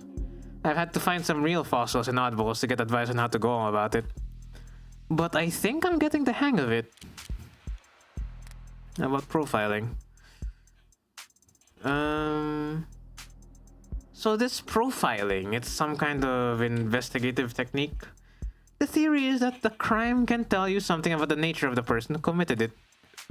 Stabbing, overkill, points to passion, rage, lust. They probably knew their victim. Poison and guns, meanwhile, suggest they can't overpower their victims physically.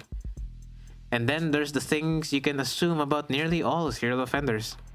Childhood trauma, prior criminal record, few or no meaningful attachments. There's a lot of recurring themes in their stories. The detectives say that Heartbreak doesn't leave evidence. So how much can his crimes possibly tell you? That he's diligent, almost perfect. Highly intelligent, painstakingly organized, and with enough criminal connections to get his hands on an untagged firearm. It's rare to see her this animated outside the courtroom. It's almost like she's enjoying herself. A sheltered house cat who's picked up the scent of a mouse for the first time. A lone wolf, educated, but all her playfully lethal instincts coming to life. Probably overqualified or undervalued. Though I'm not thrilled about the fact that in that metaphor, I would be the... You know what I mean? Definitely. And considering the marksmanship, the detective said that Heartbreak would have needed insider information about optics. So does that mean Heartbreak's in law enforcement? Never in a billion years. Oh. Antisocial, independent, despises authority. That'd be like a stallion applying for a job on a merry-go-round. They'd be kicking kids in the head after the first full rotation. Right, that's exactly how I'd put it. There must be some connection to the police though. Maybe secondary or tertiary. These types can't help but insert themselves. Insert themselves? I do not ins. I don't do anything even resembling that. Wait, if Heartbreak's not a cop, how did they know about the blackout timing? Metacrime statistics analysis, probably. Pardon? They take the emergency response times from across the city and map them out, look for brief spikes and delays, chart out the dips, and... so sorry, technical, I know. But all the requisite data is publicly available. With a map, a spreadsheet, and a calculator. Anyone could reverse engineer the timing if they wanted to. That is such an unpleasant thought, Emma. Heartbreak's MO. Heartbreak's MO. Well, at least this Heartbreak maniac will slow down now that he's lost his weapon. He didn't lose it. He chose to leave it behind. That tells me that he's confident. He can do just fine without it. And then it makes me even more certain that these aren't his only kills. Were there other shootings with the same MO? No, not that I've found. Other victims that fit the description? No. But I'm not overly focused on the victim's appearance anyway. I mean, these 6 victims all look like each other, but they also look like a lot of people. That's true. Hell, they kind of look like me.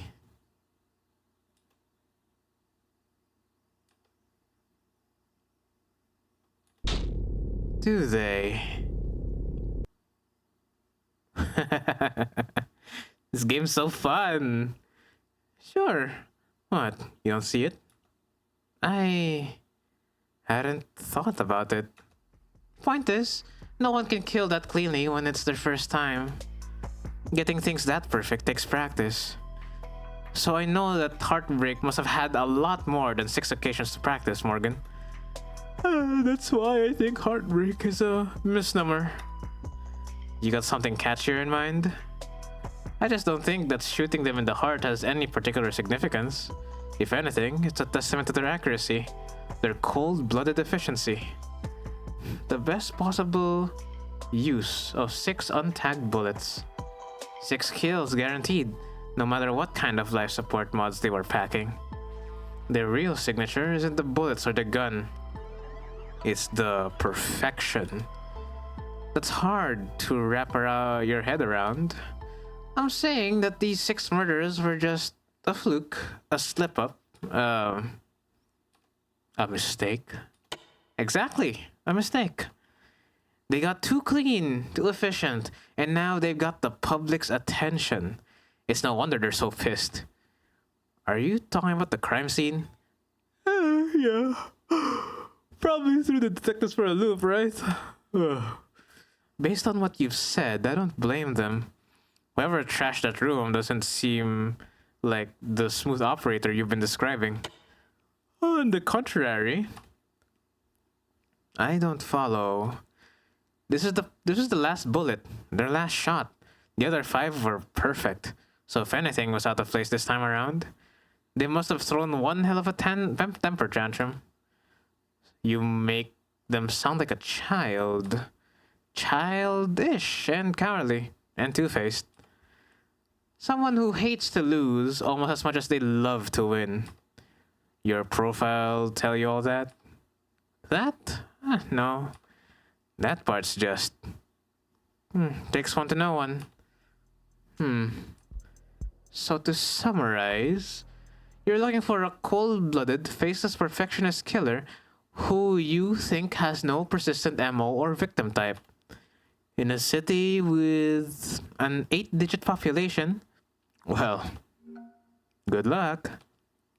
I don't need luck. I only need more information.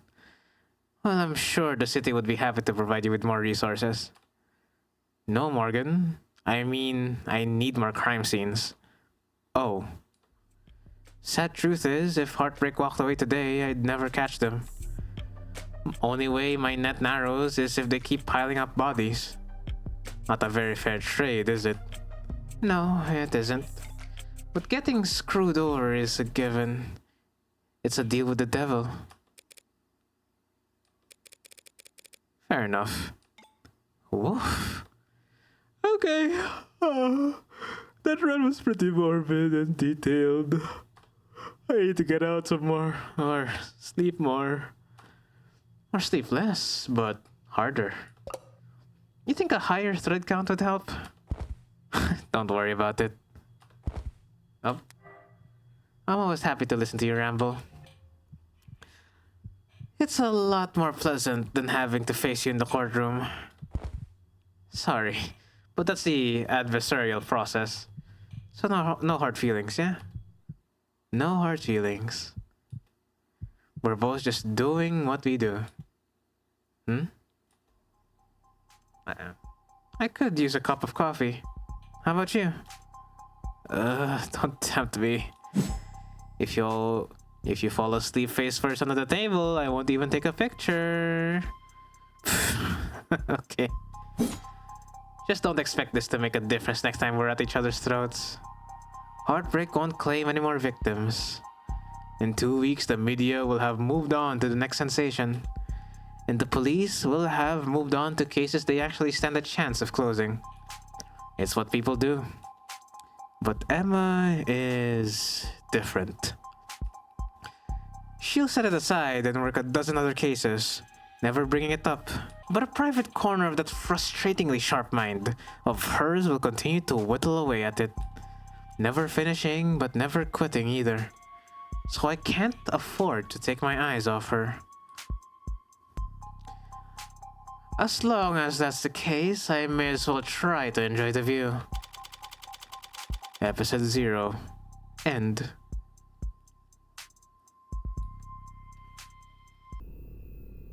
Oh.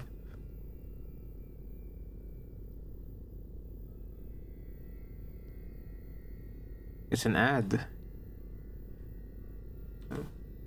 Which means you're going to be living with my friend for a while.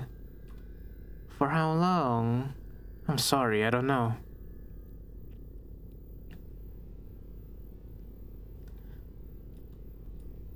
There's no need to look at that upset over it. My face barely moved. It may as well have been a blatant pout from where I'm sitting. Yeah, like that. This friend of yours, they're trustworthy? Absolutely. In fact, I trust them more than anyone. Hey, come on. That'll be fun. Really? Really? Educational, too. I think you could stand to learn a lot from someone like Morgan. We did it! Alright, episode 0. But yeah, if we continue this, it's gonna be the credits and then like there's also gonna be like a trailer for it at the end, I think. But yeah, props to Nth Circle Studios. This was really good. This got my attention mostly because of the gambling, but also of the like the little intricate like details that make up the case as you go. It was so fun when I first played through it. I'm not even sure if Limbus players will like this game. Game by Ninth Circle of the Devil, episode 1. Okay, if this gets like, I don't know, decent views, maybe like 100 or something, then I'm gonna buy it, sale or not. Like 100 views, maybe 10 likes, I don't know. All right, but that was fun. That was really fun, and I'm gonna hate myself for editing this later. But yeah, plus 3 hours of footage, and I don't mind. So, tell me what you think. This is like a really good visual novel that I found recommended to me, and hopefully it serves as your entry to the series and you support the devs. Congratulations! You finished episode 0 with 36 credit. And then a bunch of other stuff. You unlock concept gallery, bonus scenarios, purchase. You can purchase it. So these credits that you get, they are for to customize your phone, and you can only get it at the end. So it was one of your other clues to realize, if you know this, if you play this game already, right? It was one of your clues that I already played the game, you know? But yeah, now I can get the Reyes Angie one. Oh wait, I only have 13. Oh god damn it. But anyways, I can finally switch back to this because you gotta keep your enemies close, am I right? Alright, that was Up the Devil. Happy to have played it, happy to be here. Look, alright, guys, my voice is so parched. I have drank like 2 gallons of water. Oh, the LRT. But anyways, I have drank 2 gallons of water. My throat is still parched. I have went to the bathroom like 3 times already. This shit is, visual novels will be the end of me. But yeah, it's fun. It's really fun. And I really wish I could continue playing it as a video on my channel. Alright, stay safe and don't do anything too stupid, or else you'll be my next MO. Ingat.